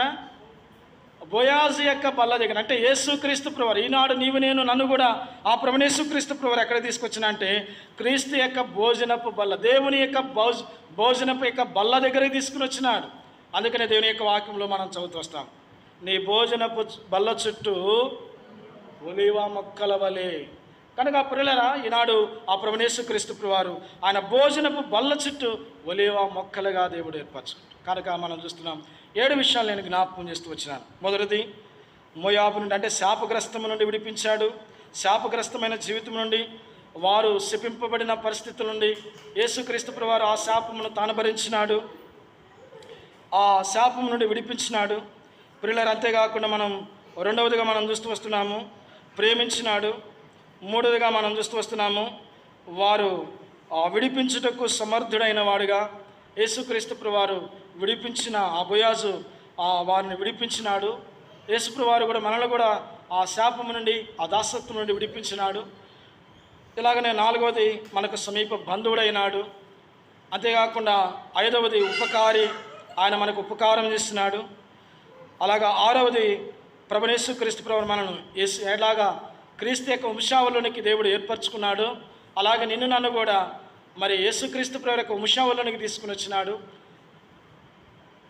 ఏర్పరచుకున్నాడు. తర్వాత మనం చూస్తూ వస్తున్నాము 7వదిగా ఆయన భోజనపు బల్ల యొద్దకు మనల్ని తీసుకుని వచ్చినాడు. కనుక 7 అంతలా. అందుకని ఇప్పుడు రండి, రూతు గ్రంథం 2వ అధ్యాయం 10వ వచనం. అందుకు ఆమె సాగిలపడి తల వంచుకొని ఏం చేసిందట? సాగిలపడి తల వంచుకొని, ఏమి తెలిసి పరదేశినైనా నా యందు లక్ష్యం ఉంచితివి. ఈనాడు ప్రియులారా, దేవుడు ఎంత కనికరమ కలిగిన వాడు.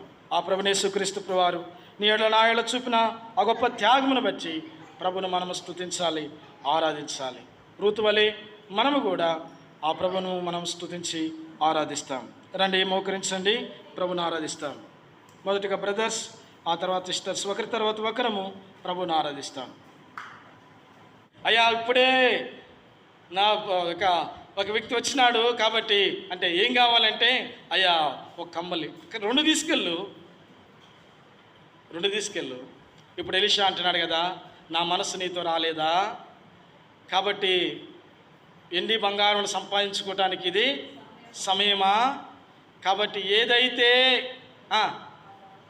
చెప్పండి, ఆయన పేరు చెప్పండి. ఇప్పుడు ఏదైతే నయమాను పోగొట్టుకున్నాడో అది నీకే కాదు, నీ కుటుంబానికి కూడా. ఎంత భయంకరమైన పరిస్థితి అండి, ఎంత భయంకరమైన. నెమ్మది కలిగి పొమ్ము. కలవరంతో వచ్చాడు, కుష్ఠరోగంతో వచ్చాడు, వ్యాధితో వచ్చాడు, భయంకరమైన ఆ బాధతో ఉన్నాడు. ఇలాంటి పరిస్థితుల్లో ఓ దైవజనుడి దగ్గరికి వచ్చినప్పుడు తన జీవితంలో ఏడుందంట? నెమ్మది కలిగి వెళ్ళింది. రాజుల గ్రంథంలో మీరు చదవరా మాటను? దేవుని యొక్క వాక్యంలో మనం చదువుతూ వస్తుంటే అక్కడ అంటాడు కదా, నెమ్మది కలిగి వెళ్ళము. దానిలో 7 విషయాలు మనం చూడవచ్చు.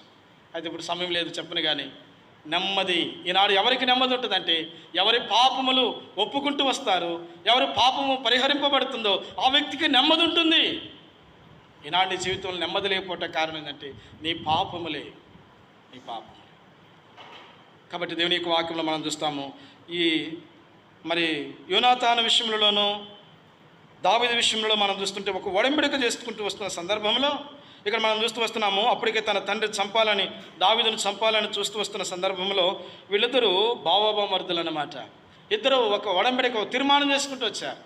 ఆ సందర్భంలో చూస్తూ వస్తుంటే ఏమంటున్నాడు ఇక్కడ అని అంటే, చూడండి, ఒక మాట అంటాడు కదా, ఏమంటున్నాడు యోనాతాను దావీదు విషయంలో, మనస్సులో నెమ్మది కలిగి పొమ్మని దావీదుతో చెప్పగా. యోనాతాను అంటున్నాడు, నువ్వు మనసులో నెమ్మది కలిగి వెళ్ళు.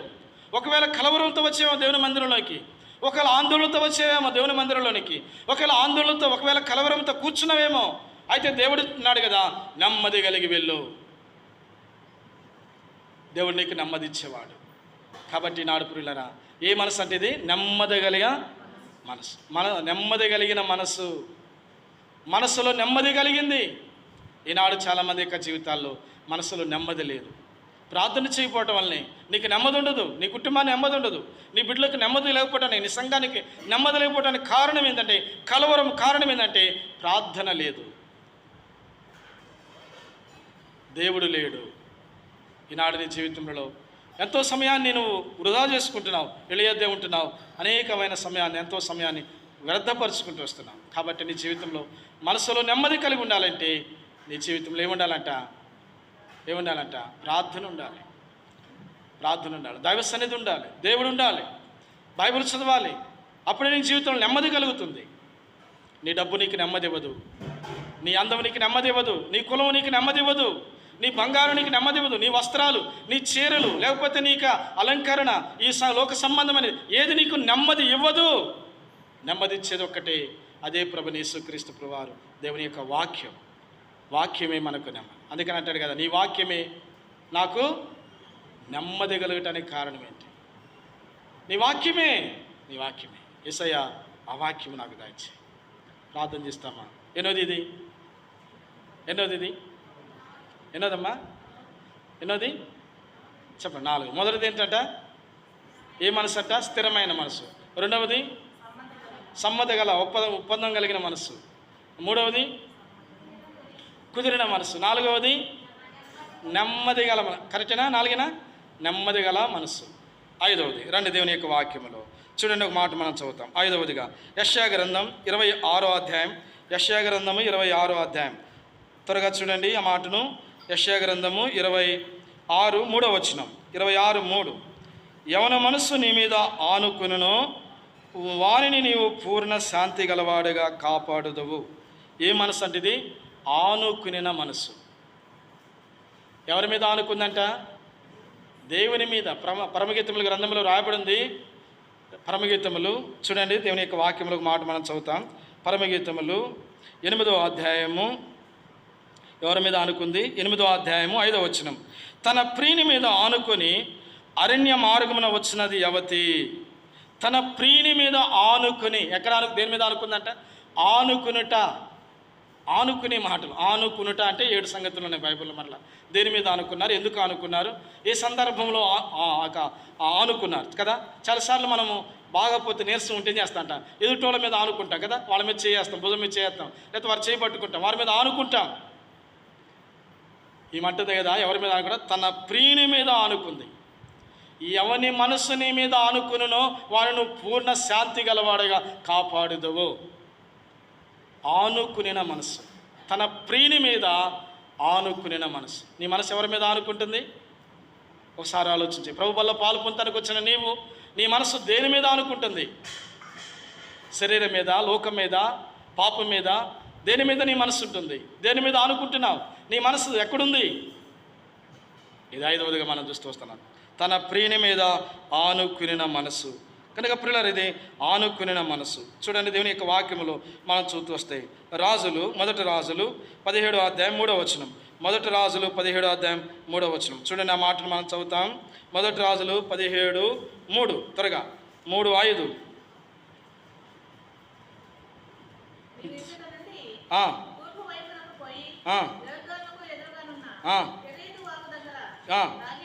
దాగిండుము.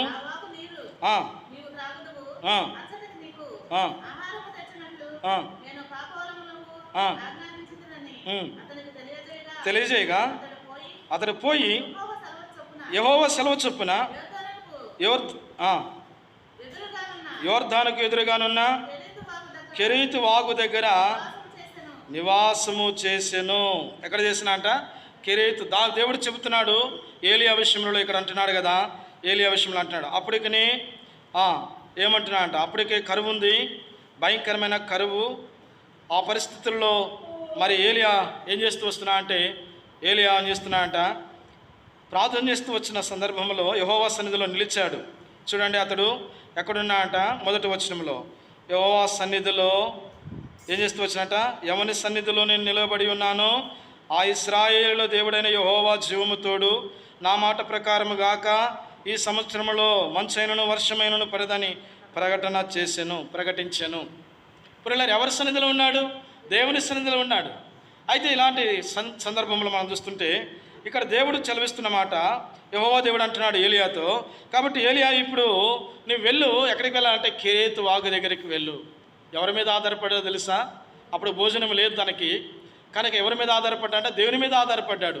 దేవుని మీద ఆధారపడ్డాడు కాబట్టి ఇప్పుడు ఏం చేస్తూ వచ్చాడంట? దేవుడు కాకులంలోకి ఏం చేశాడంట? ఆజ్ఞాపించాడు. కాకుల ద్వారా ఏలియాను పోషించాడు. ఈనాడు ప్రియులారా, దేవుని సంఘం, దేవుని ప్రజలు పట్టించుకోకపోతే దేవుడు మరొక దిక్కు నుంచి దేవుని సేవకులను ఆదుకుంటాడు. కానీ దానికి నష్టం సంఘం, దానికి పరిహారం చెల్లించాల్సిందే. దీనికి కారణం ఏందో తెలుసా? దేవుడు నిన్ను రక్షించి పెట్టినాడు. దేవుడు నిన్ను దేవుని సన్నిధిలో ఉంచినాడు. కాబట్టి దేవుని వాక్యంలో రాబడింది కదా, ఏదంట? నీ ఉపదేశకులకు ఏం చేయాలంట? నువ్వు మంచి పదార్థములు భాగములు, మంచి పదార్థములు ఇవ్వాలి అంటాడు. అంటే నీ ఉపదేశకులకు, నీకు బోధించేవారు, నేను ఆత్మీయంగా నడిపించేవారికి కదా. చాలామంది ఏం చేస్తారు? విశ్వాసాలు ఇది కూడా చేస్తారండి. ఏం చేస్తారు తెలుసా? ఇక్కడ సేవకుడితో ప్రార్థన చేయించుకుంటారు, ఇక్కడ మేము సంఘంలోకి వస్తారు.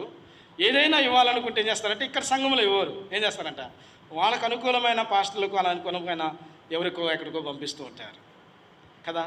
నీకోసం ప్రార్థించే సంఘం ఉంది, నీ కొరకు ప్రార్థించే దైవజనులు ఉన్నారు, నీ కొరకు ప్రార్థించే బాధ్యత కలిగిన సహోదరులు ఉన్నారు, నీ కొరకు ప్రార్థించే వారు ఇక్కడున్నారు. కనుక నువ్వు దేవుని సన్నిధిలో దేవుని మీద ఆధారపడాలి, దేవుని సంఘాన్ని ఆనుకోవాలి. దేవుని యొక్క వాక్యం ఇక్కడ ఏలియా ఎవరి మీద ఆనుకున్నాడంట? దేవుని మీద ఆనుకుంటూ వచ్చినాడు. అందుకని 14వ వచనంలో ఆ మాట మరొకసారి మనం చూస్తూ వస్తాము. ఆ మాట ఉంది కదా, భూమి మీద యెహోవా వర్షము కురిపించే వరకు ఆ తొట్టిలో పిండి అయిపోలే, తక్కువ కాలేదు, బుడ్డిలో నూనె అయిపోలేదు. ఆమెతో చెప్పాడు, ఎదవరాళ్ళతో, నువ్వు వెళ్ళి ఒక అప్పును తీసుకుని రా అని చెప్పినాడు. అంటే ఇప్పుడు ఏం చేస్తూ వచ్చిందంట? ఆమె కూడా ఏం చేస్తుందంట? దేవుని మీద ఆధారపడిన స్త్రీ అనుకోవచ్చు. ఇప్పుడు ఏం చేస్తుంటే ఏలియా మాటను నమ్మింది. ఒక ఎదవరాలు యాజకుని, సేవకుని మాట, దైవజనుని మాట నమ్మింది కాబట్టి ఆ ఇంటిలో ఏమందంట? ఏది తక్కువ కాలేదు. ఈనాడు మన జీవితాలలో మనం ఎవరి మీద ఆధారపడుతున్నాం, మన మనసు ఎవరి మీద ఆనుకుంటుంది. కాబట్టి ఏలియా ఇలాంటి కష్ట పరిస్థితుల్లో కూడా దేవుని మీద. అందుకని ద్వితీయోపదేశకాండం ఒక మాట చూడండి, చక్కని మాట ఒకటి మనం చదువుతాం. అందరికీ తెలిసింది, చూడండి ఒక మాటను జ్ఞాపకం చేస్తానండి. అందరికీ తెలిసింది అయినప్పుడు ఒక మాట జ్ఞాపకం చేస్తాను. ద్వితీయోపదేశకాండం 28వ అధ్యాయం మొదటి వచనం. ద్వితీయోపదేశకాండం 28 మొదటి వచనం. నీవు నీ దేవుడని యెహోవా మాట శ్రద్ధగా విని నేడు నేను నీకు ఆజ్ఞాపించుతున్న ఆయన ఆజ్ఞలన్నిటినీ అనుసరించి నడుచుకునే ఎడల నీ దేవుడిని యెహోవా భూమి మీద ఉన్న సమస్త జనుల కంటే నిన్ను హెచ్చించును.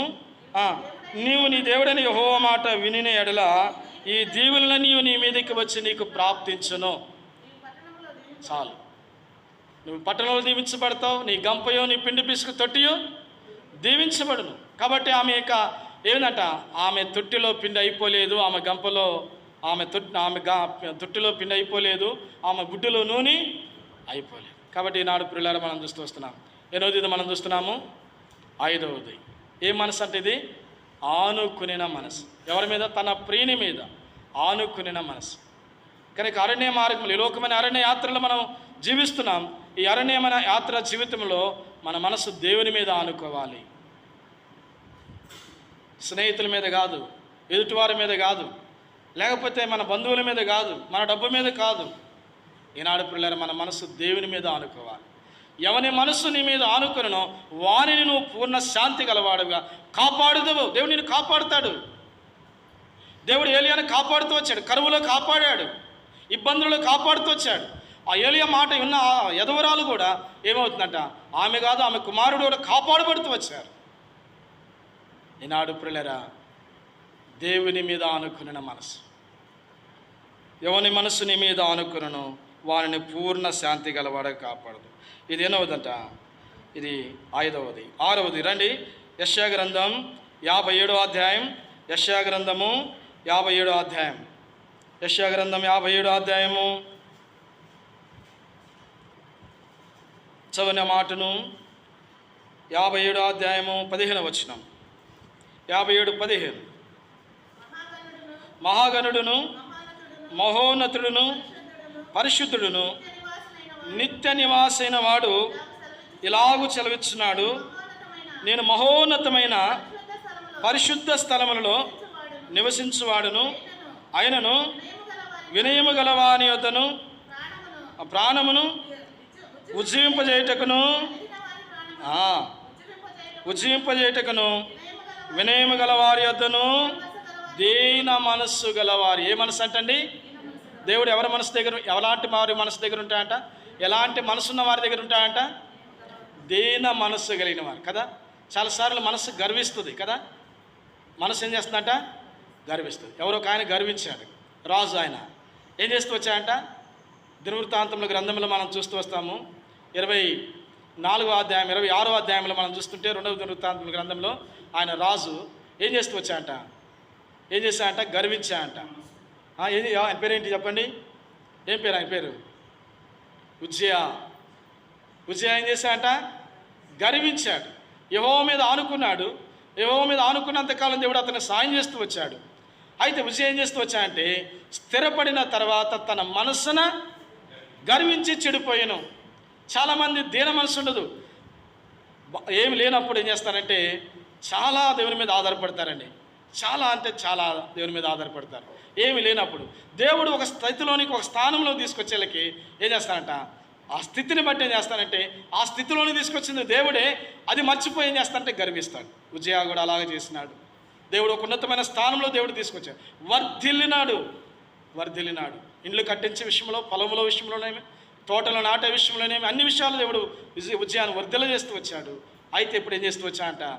స్థిరపడిన తర్వాత మనసును గర్వించి చెడిపోయాడు. చాలాసార్లు విశ్వాసులు కూడా, చాలాసార్లు సేవకులు కూడా, చాలాసార్లు బాధ్యత కలిగిన వాళ్ళు కూడా చాలాసార్లు ఏం చేస్తారంటే మనసును గర్విస్తారు. ఎందుకంటే డబ్బును బట్టి, స్థితిని బట్టి, వారి స్థానమును బట్టి కదా. స్థానమును బట్టి ఈనాడు ప్రియులారా మనం చూస్తూ వస్తున్నాం. ఒక వ్యక్తి సేవకుని దగ్గరికి వచ్చి, అన్న దేవుని కొరకే నేను నమ్మకంగా జీవిస్తాను, దేవుని భాగం దేవునికి ఇస్తాను, నా కొరకు ప్రార్థన చేయండి అన్న, నా ఉద్యోగంలో ప్రభు సాయం చేయనట్లుగా అంటే ప్రార్థన చేస్తూ ఉద్యోగం వచ్చిందంట. ఉద్యోగం వచ్చేలకే 10,000 జీతం నమ్మకముగా ఏం చేస్తానంట? 10,000 జీతంలో 500 తీసుకొచ్చి ఇస్తున్నా అంట. పర్వాలేదని దేవుడు ఏం చేస్తున్నాడంటే ప్రార్థన చేస్తూ 20,000 వచ్చినాయంట. 20,000 వచ్చేళ్ళకి ఏం చేస్తున్నాడు? దేవుడు 20,000 ఇచ్చాడు కాబట్టి ఇప్పుడు ఏం చేయాలంట? ఎంతకి వాళ్ళ దేవునికి మీకు తెలీదా? 2,000 ఇవ్వాలి. దేవుడు ఏం చేస్తూ వచ్చినా అంటే 60,000 ఉద్యోగం అయిందంట. ఎంత ఇవ్వాలి దేవునికి ఇప్పుడు? 60,000కి ఎంత ఇవ్వాలక? అబ్బా, అంత డబ్బులు ఇవ్వటానికి ఏంటంటే 6,000 సేవకుడికి ఇవ్వటం. అబ్బా, వెళ్తే అడుగుతాడు కాబట్టి మందిరానికి వెళ్ళకుండాంటే బాగుండు. మానుకున్న తర్వాత మానుకున్నాడు. కొన్ని దినాలు గడిచినాయి. సేవకుడు ప్రార్థన చేస్తున్నాడు. ఆ వ్యక్తి యవనస్తుడు రావట్లేదని ప్రార్థన చేస్తున్నాడంట. అయితే ఒకరోజు కనపడ్డాడంట మార్కెట్లో. ఏం తమ్ముడు మందిరానికి రావట్లేదండి, మానుకున్నావు ఏంటంటే, అన్న ఈసారి వస్తాలేనా అన్న అంట. తర్వాత కొన్ని దినాలు ప్రార్థన చేసిన తర్వాత ఒకసారి ఒక ఆదివారం వచ్చాయంట. ఏం తమ్ముడు ఇట్లున్నావు అంటే, అన్న నా ఉద్యోగం పోయిందన్నా, నా ఉద్యోగం లేదన్నా. ఎందుకని అని అంటే, అన్న దేవుని విషయంలో నేను నమ్మకంగా లేను కాబట్టి దేవుడు నన్ను ఈ స్థితికి తీసుకో మరలా మొదటి స్థానంలోకి వచ్చాడు. ప్రియులారా, దేవుడు అన్యాయస్తుడు కాడు. అలా అని దేవుడు అన్యాయం ఇచ్చేవాడు కూడా కాడు. ఆయన ఎవరికి అన్యాయం ఇచ్చేవాడు. అయితే దేవుని విషయంలో మనం చూస్తూ వస్తున్నాము. దేవుడు అన్యాయస్తుడు కాడని చెప్పి మన ఇష్టానుసారంగా జీవిస్తే కుదరదు. అది కూడా దేవుడు అన్యాయస్తుడు కాడని చెప్పి మన ఇష్టానుసారంగా జీవిస్తే కుదరదు. దేవుని యొక్క వాక్యంలో మనము దేవుని విషయంలో ఏ మనసు కలిగి ఉండాలంటే దీన మనసు కలిగి ఉండాలి. ఏ మనసు ఉండాలంటే మనకి దీన మనసు ఉండాలి. ఈనాడు మన జీవితాలలో ఆ మనసు మన జీవితంలో ఉన్నప్పుడు ఆస్వాదించబడతాం. 7వదిగా మనం చూస్తూ వస్తుంటే రండి దేవుని యొక్క వాక్యంలో ఒక మాట మనం చూస్తాం. ఆ మనస్సును గురించి చాలా సంగతులు మనం అయితే ముందుకు వెళ్దాం. ఒక మాట మనం చూస్తూ వస్తాం. చూడండి, దీన మనసు 51వ అధ్యాయం కీర్తనలు 51వ అధ్యాయం. రండి ఒక మాటని జ్ఞాపకం చేసి ముగిస్తాను. 17వ వచనం, 51వ అధ్యాయం 17వ వచనం. కీర్తనలు 51. విరిగిన మనసు దేవునికి ఇష్టమైన బలులు. దేవా, విరిగి నలిగిన హృదయమును నువ్వు అలక్ష్యము చేయవాడవు కావు. చాలు. కనుక ఇక్కడ మనం చూస్తున్నాము, ఇరిగిన మనసు దేవునికి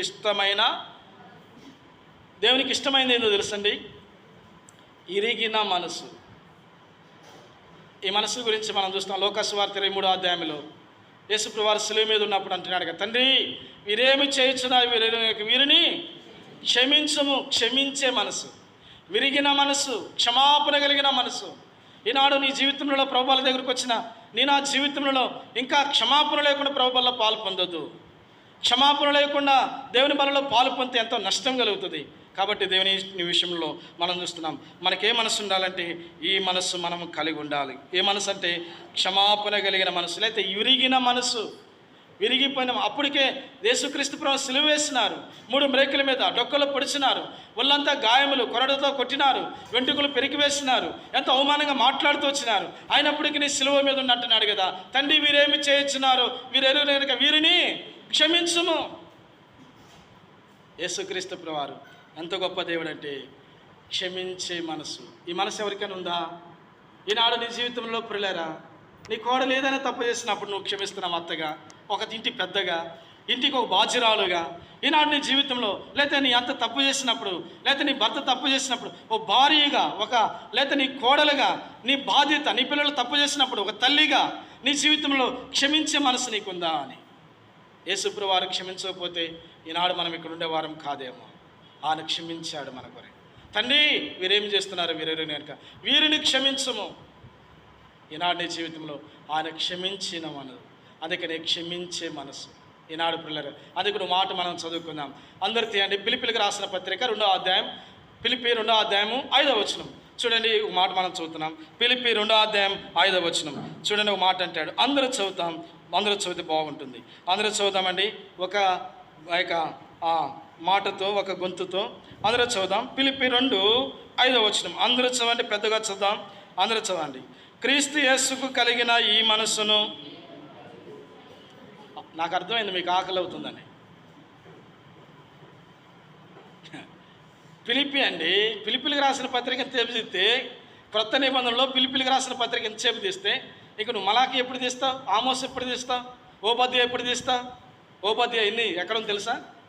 ఓబద్య నహూము గ్రంథం ఎక్కడుందండి? బైబిల్లో ఉందిలేండి అంటారు కదా. చూడండి, దేవుని యొక్క వాక్యంలో ఒక మాట చూస్తూ వస్తున్నాం. ఫిలిప్పీ 2వ అధ్యాయం 5వ వచనం ఇప్పుడు చదవండి. ఫిలిప్పీ 2:5 క్రీస్తు యేసుకు కలిగిన ఈ మనస్సును మీరును కలిగి ఉండుడి. మరలా చదువుదామండి. క్రీస్తు యేసుకు కలిగిన ఈ మనస్సును మీరును కలిగి ఉండుడి. ఉందా ఈ మనసు? క్రీస్తు మనసు ఎవరి జీవితంలో ఉందండి? నా తలంపు ఏంటంటే, రూతు యొక్క జీవితంలో నయోమిని వెంబడిస్తున్న విషయంలో నయోమి అంటుంది కదా, నా కోడలకి ఏం కుదిరిందంట? మనస్సు కుదిరినది అని తెలుసుకుంది. ఈనాడు నీ మనసు కుదిరిందా? ఈనాడు నీ జీవితంలో ప్రియులారా, స్థిరమైన మనసు, ఒప్పుదల గల మనసు ఈనాడు నీ జీవితంలో ఏ మనసు కలిగి ఉన్నావు? నెమ్మది గల మనసు ఉందా? దేవుని మీద ఆధారపడే మనసు ఉందా? దేవుని మీద ఆనుకునే మనసు ఉందా? ఈనాడు నీ మనసు ఎలా ఉంది? అందుకని అంటారు చాలామంది, ఆ మనసే మంచిది కాదండి బాబు అన్నా. ఆ మనసే మంచిది కాదు, ఆ బుద్ధే మంచిది కాదు, ఆ చూపే మంచిది కాదు, ఆ నడకే మంచిది కాదు, ఆ ప్రవక్తనే మంచిది కాదు, వాని జీవితం మంచిది కాదండి. చిచి ఆయన గురించి చెప్తాం ఎందుకండి కదా. ఈనాడు మన మనసు ఎలాగుంది? రూతు మనసు ఎలా ఉందో తెలుసండి. ఏ మనసు చెప్పండి, అందరూ చెప్పండి. కుదిరిన మనసు.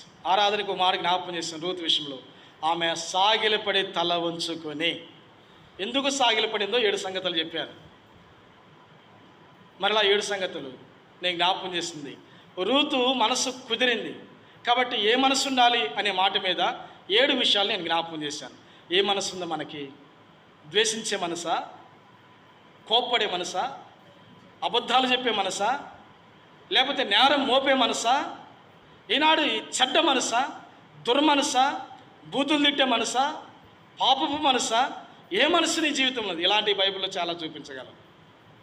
ఏ మనసు ఉందో నీకు చెప్పు.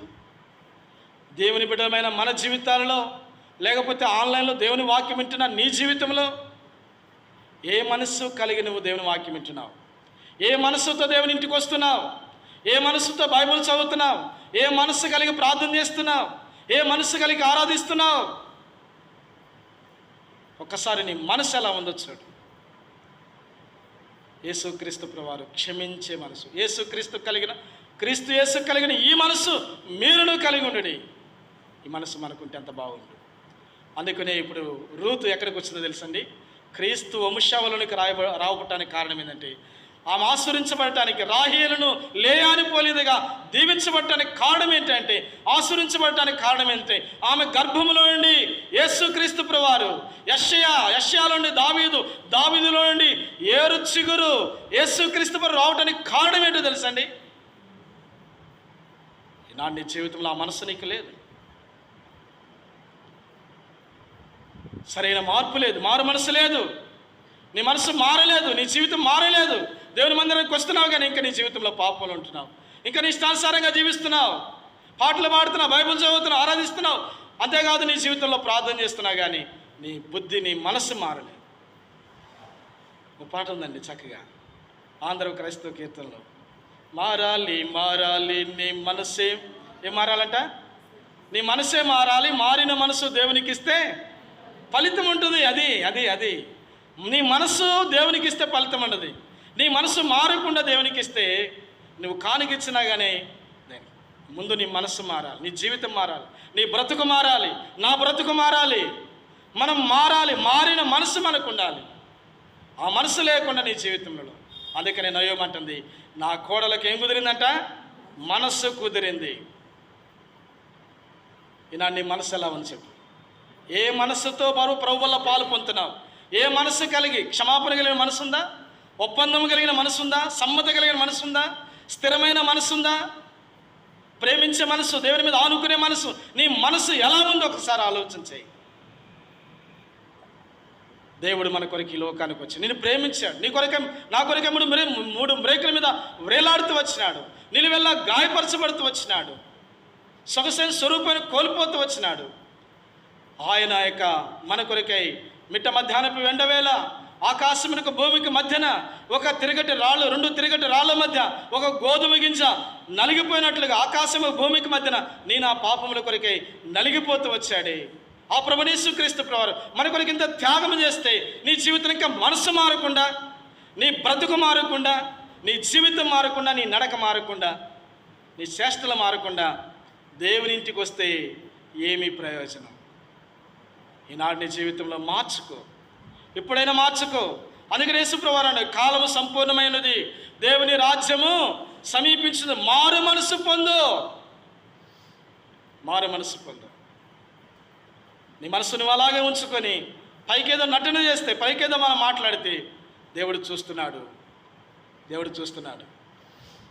ఎలాంటి వారనే తెలుసండి? దేవుడు వేషధారులు, పైకి ఒకటి లోపల ఒకటి మాట్లాడి, లేకపోతే పైకి ఒకటి చేసి లోపల ఇంకోటి చేసుకుని ఇలాంటి జీవితం కలిగిన వారుగా. నీ మనసు ఎలా ఉందో ఒక్కసారి ఆలోచన. నీ మనసు బాగుందా? నీ మనసు మారిందా? ఈనాడు ఆ మనసు కలిగి ప్రభువుల్లో పాల్గొ. క్రీస్తు యేసు కలిగిన ఈ మనసు మీరును కలిగి ఉండండి. అప్పుడు నీకెంతో ఆశీర్వాదం, నీకెంతో దీవెన, నీ కుటుంబానికి, నీ బిడ్డలకు ఎంతో దీవెన. అలాగ దేవుడు దీవించాల్సిన. అందుకని అంటాడు 1 కొరింథీ 11వ అధ్యాయం 28వ వచనం, కాబట్టి ప్రతి మనుష్యుడు తనను తాను పరీక్షించుకుని అలాగూ చేసి ఆ రొట్టెలోని తిని ఆ పాత్రలోనిది త్రాగబడి. అలాగ ప్రభు రాకుడు కొరకై మన సిద్ధపడదు. ఏగ్యముగా వారి ప్రభు సన్నిధిలో మరి అయోగ్యముగా కాకుండా యోగ్యముగా ప్రభు యొక్క సన్నిధిలో మనల్ని మనం పరిశీలన చేసుకుంటూ ప్రభులో పాల్పొందాం. మోకరించండి, ప్రార్థన చేసుకుందాం. మోకరించండి, ప్రార్థన. ఎవరు కూడా బయటికి లోపల తిరగొద్దు, దయచేసి ఎవరు కూడా లేచి వెళ్ళొద్దు. మంచి సమయం దేవుని సన్నిధిలోకి వచ్చాం, ప్రభుల్లో పాల్పొందానికి వచ్చాం. ఎవరు కూడా దయచేసి బయట లోపలికి వెళ్ళొద్దు. దయచేసి మోకరించండి, అందరు మోకాళ్ళ మీదకి రండి. అందరూ ఒక్కసారి చిన్న ప్రార్థన చేయి. సహోదరి, సహోదరుడా, అక్క, చెల్లి, తమ్ముడు, చిన్న ప్రార్థన చేయి. నీ మనసు ఎలా ఉంది? ఈ కరోనా దినాల్లో, ఈ భయంకరమైన దినాలలో ఇంకా నీ మనసు మారకపోతే, నీ మనసు మార్చుకోకపోతే జాగ్రత్త. దానివల్ల నీకెంతో నష్టం, నీ శరీరానికి ఎంతో నష్టం, నీ కుటుంబానికి ఎంతో నష్టం. ఒకసారి ఆలోచన చేయి. చిన్న ప్రార్థన చేసుకుందాం. మోకరించండి, ప్రార్థన.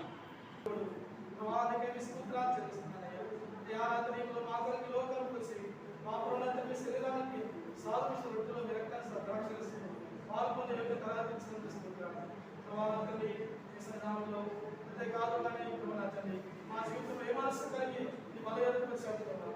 నా తన మా మనసు ఎలా ఉంది దేవాలయాన్ని రూపు యొక్క మనసు, కుదిరిన మనసు దేవాలయాన్ని నా మనసు మాత్రమే మా పునాది నాకు దాయించండి, కలిగించండి, చూపించండి అయ్యా. ఈ సరిలో సాగిపడుతూ వస్తున్నాను. మాకు ఒప్పుదలగల మనసు, దేవాలయాన్ని సమర్థగల మనసు, దేవాలయాన్ని స్థిరమైన మనసు, దేవాలయాన్ని నీ దానిపై మనసు. ఇంతవరకు తండ్రి ప్రభావ అనేక సార్లు మనసు శిక్షణమైన మనసు, దేవాలయాన్ని గర్వించిన మనసు, ఓ కరుణాన్ని మార్పు లేని మనసు దేవా, నీకు మమ్మల్ని తప్పించాలి. ఏది మాకు నష్టం కలిగించేది ఆ మనసు తీసివేయండి దేవా, ఆ యొక్క ఆలోచన తొలగించండి దేవాలయ ఎక్కువగా ఉంటుంది సార్. ఎక్కువగా వల్ల పాత్రలు కనికరించండి. విశ్వ యొక్క పక్షం నాకు మీ మరణ వృద్ధాలు జ్ఞాపకం చేసుకుంది. చేసే నామములు ప్రార్థన చేసుకుంటూ మోకాల మీద ఉన్నది ఎవరైనా దయచేసి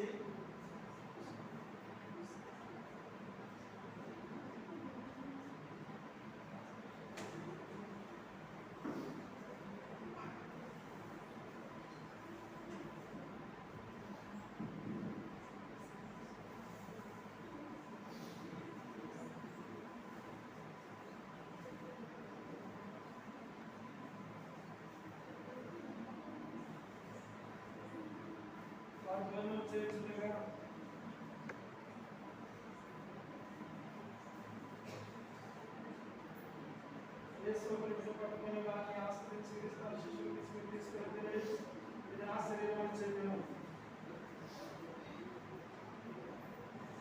మరియు వాడిని విని పట్టుకుని కృతజ్ఞతాస్తుతులు చెల్లించి వారికి ఇచ్చి దిగులు త్రాగి, ఇది నా రక్తమనగా పాపక్షమాపణ నిమిత్తం అనేకులుగా చిందించబడిన రక్త నిబంధన రక్తమని చెప్పాను. కాబట్టి శరీరానికి సాదృశ్యమైన వాటిలో పాల్గొనేందుకు యోగ్యులుగా సిద్ధంగా ఉన్నారు. వారిని హస్తమీతలుగా ప్రార్థనాపూర్వకంగా ముఖ్యమంత్రిగా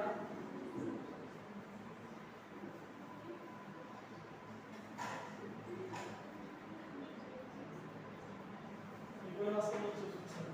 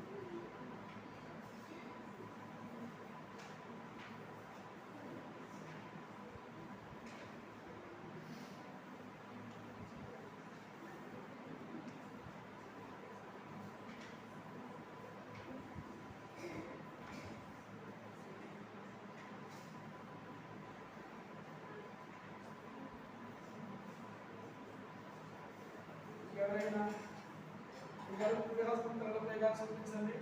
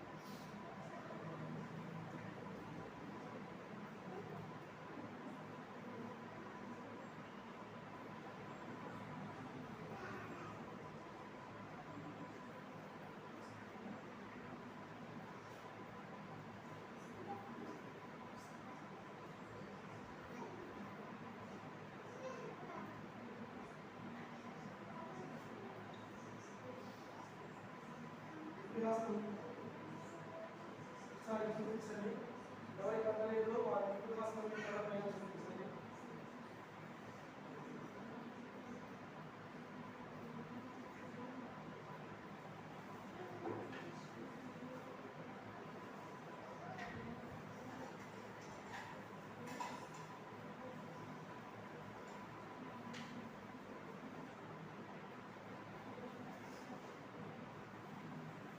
అలాగే మోకాళ్ళ ప్రార్థన ప్రార్థన చేసి ప్రార్థన చేస్తున్నాను. ఈ సమయంలో పాల్గొంటున్నాను. సాక్షరస్సులో పాల్గొంచిన సాయం కలిగించమని చేసుకున్న వారి పరిగ్రహణ నామంలో ప్రార్థన చేసి పరిగణించినాను తండ్రి. ఆ ప్రకారమైన ఢిల్లీలో రాళ్ళు దాన్ని జ్ఞాపకం చేసుకుని చేయడం చెప్తున్నాను. శరీరాన్ని పాల్గొన్నారు. మరి రాక్షసులు పాల్గొనేందుకు ప్రార్థనాపూర్వకంగా మీకు విహాసం చూపించండి.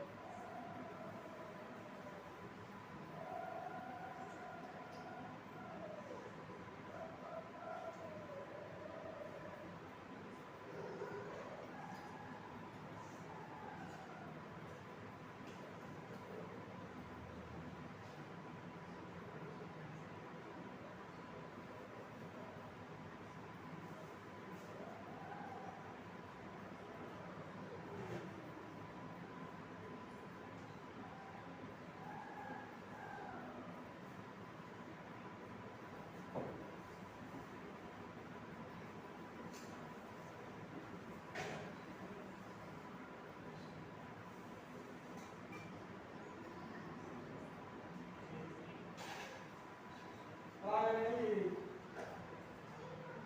మీకు ఇచ్చినవి చెప్పనండి గట్టిగా.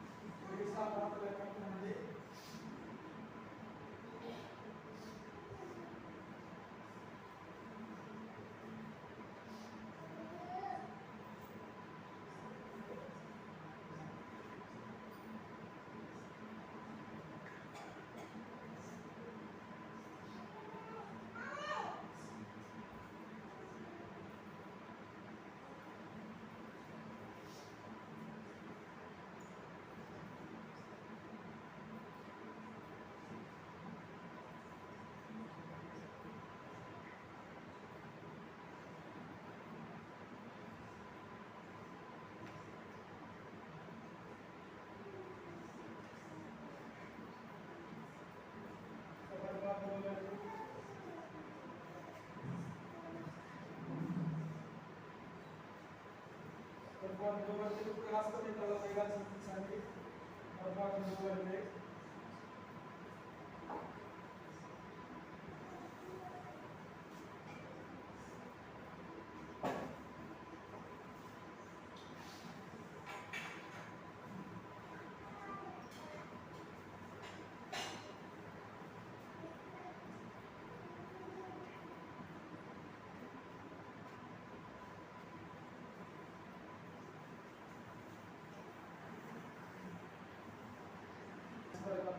సంఘాన్ని అలాగే వృద్ధిపరచండి, ఆశీర్వదించండి.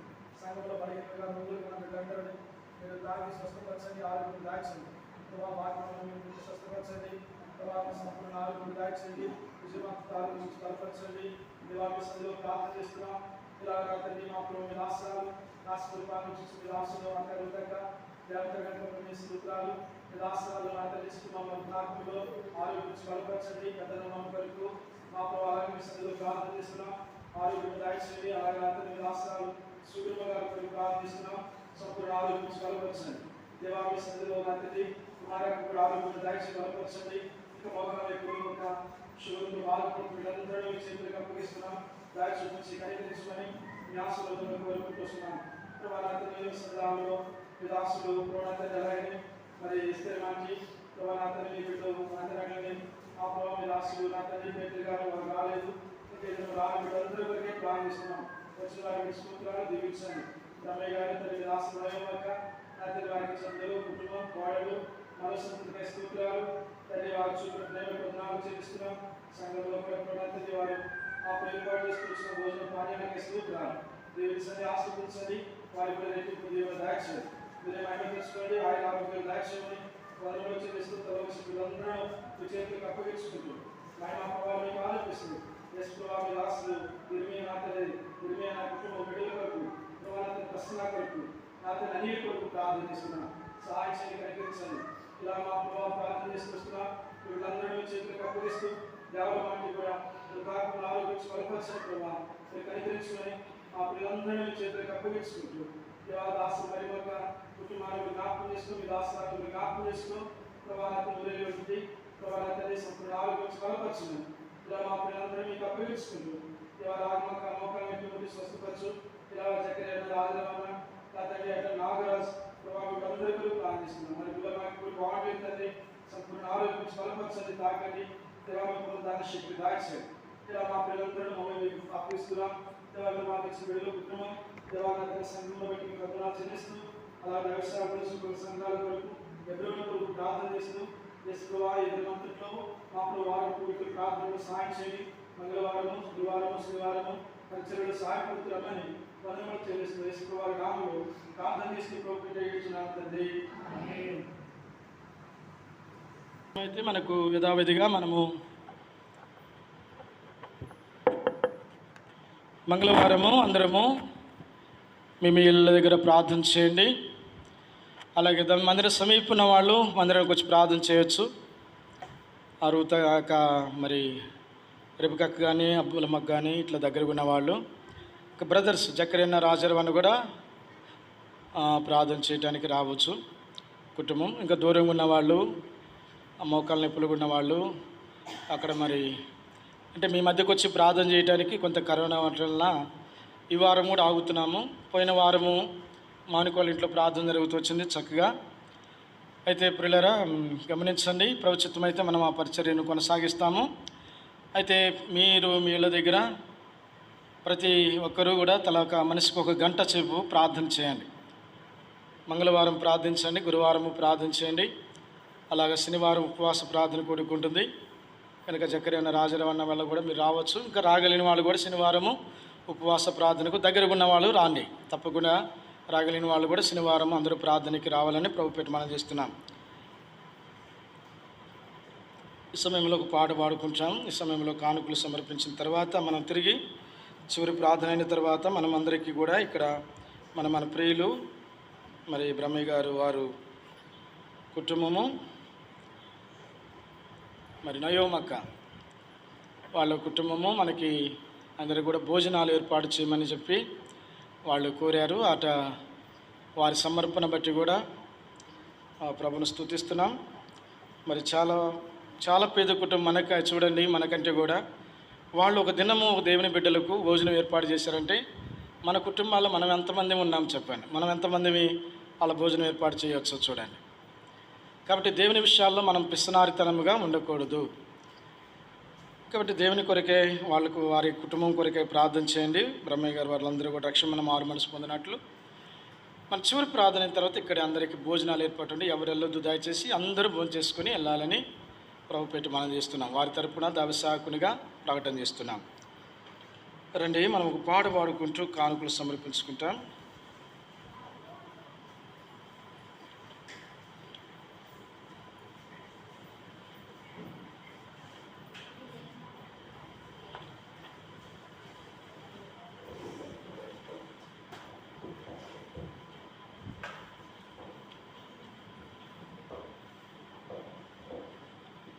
కృతజ్ఞతను తల వంచి నాదు జీవం అర్పించున్నాం.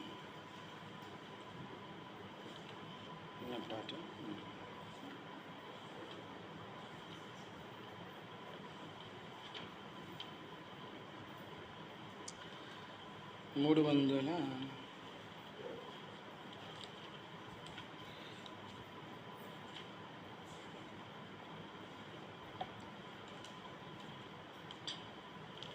కృతజ్ఞతన్ తల వంచి నాదు జీవము అర్పింతును లేదేక అర్పింతును నన్ను నీకు అర్పింతును నన్ను నీకు దూరమైతే నీ ప్రేమ మరచి నేరేపితే నీ గాయముల్ దూరమైతే నీ ప్రేమ మరచి నేరేపితే నీ గాయముల్ దూరముగా నిక వెళ్ళా జాల కూర్చుండేదా నీ చింతనే దూరముగా నిక వెళ్ళా జాల కూర్చుండేదా నీ చింతనే కృతజ్ఞతన్ తల వంచి నాదు జీవము అర్పింతుని లేదేక ఇలా అర్పింతును నన్ను నీకు అర్పింతును నన్ను నీకు ఆకర్షించే లోకాశాలాన్ని లోక మహిమా నడ్డాగించు ఆకర్షించే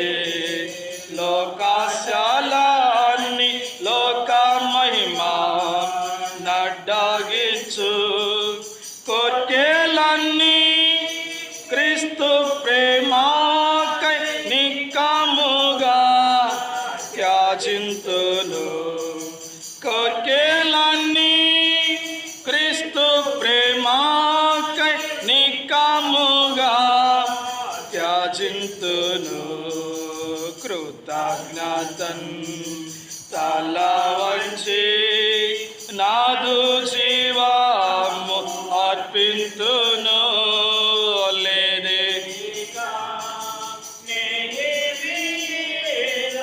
అర్పింతును నన్ను నీకు అర్పింతును నన్ను నీకు.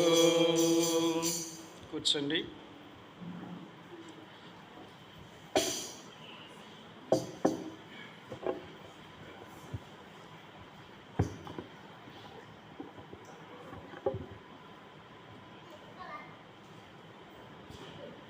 ప్రేమల తండ్రి మీ స్తోత్రాలయ్యా, ఇంతవరకు కాపాడుతూ వచ్చిన మీ స్తోత్రాలు. ఈ సమయంలో మరి ఇచ్చిన వాక్య భావంకే స్తోత్రాలు. రూతు గ్రంథం మీద కొన్ని సంగతులను ప్రభువా తండ్రి కొద్ది మాటలు పైన మేము మాత్రమే చూడగలుగుతూ వచ్చాం. ప్రభా కనికరించండి, లోతైన మీ మర్మాలు మాకు బయలుపరచము, సాయం చేయము. ప్రభా కనికరించి వచ్చిన వారిని బట్టి తండ్రి మీ స్తోత్రాలు. ఎవరు మీ భాగం తీసుకుని ఇచ్చారో వారికి రెట్టింపు దీవెన ఆశీర్వాదములు దయచేయండి. ప్రభా నా తండ్రి లేని వారికి సహాయం చేయండి. తిరిగి వెళుతున్నారు, తోడుగుండండి. వారి యొక్క పాడి పంటలు, వారి ప్రోన్నతిని, వారి వ్యవసాయమును మీరు దీవించండి ప్రభు, ఆశీర్వదించండి. వాతావరణం కూడా స్వాధీనించుకునండి ప్రభా. విత్తనములు ఎదబెట్టి తండ్రి చల్లించిన తండ్రి పొలంలో చేసి ఉండగా ప్రతి గింజ మలుచున్నట్లుగా సహాయం చేయండి. ఇంకెవరు విత్తనములు ప్రభా మరి చల్లుతున్నారు వారికి సహాయం చేయండి. ఎవరు చల్లారో వారికి సహాయం చేయండి ప్రభా. నా తండ్రి వారి అక్కరలు తీర్చండి.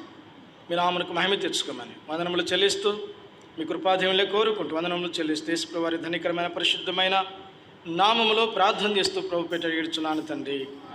మన తండ్రి దేవుని ప్రేమ, మన ప్రభువైన యేసుక్రీస్తు వారి కృప, పరిశుద్ధాత్మకరణ సహవాసం ఇక్కడ మనం తను ప్రేమించే వారెల్లరికీ సదాకాలము దేవుడు తోడై ఉండునుగాక. ఆమెన్. ఆమెన్. అందరికీ వందనాలు. Praise lord.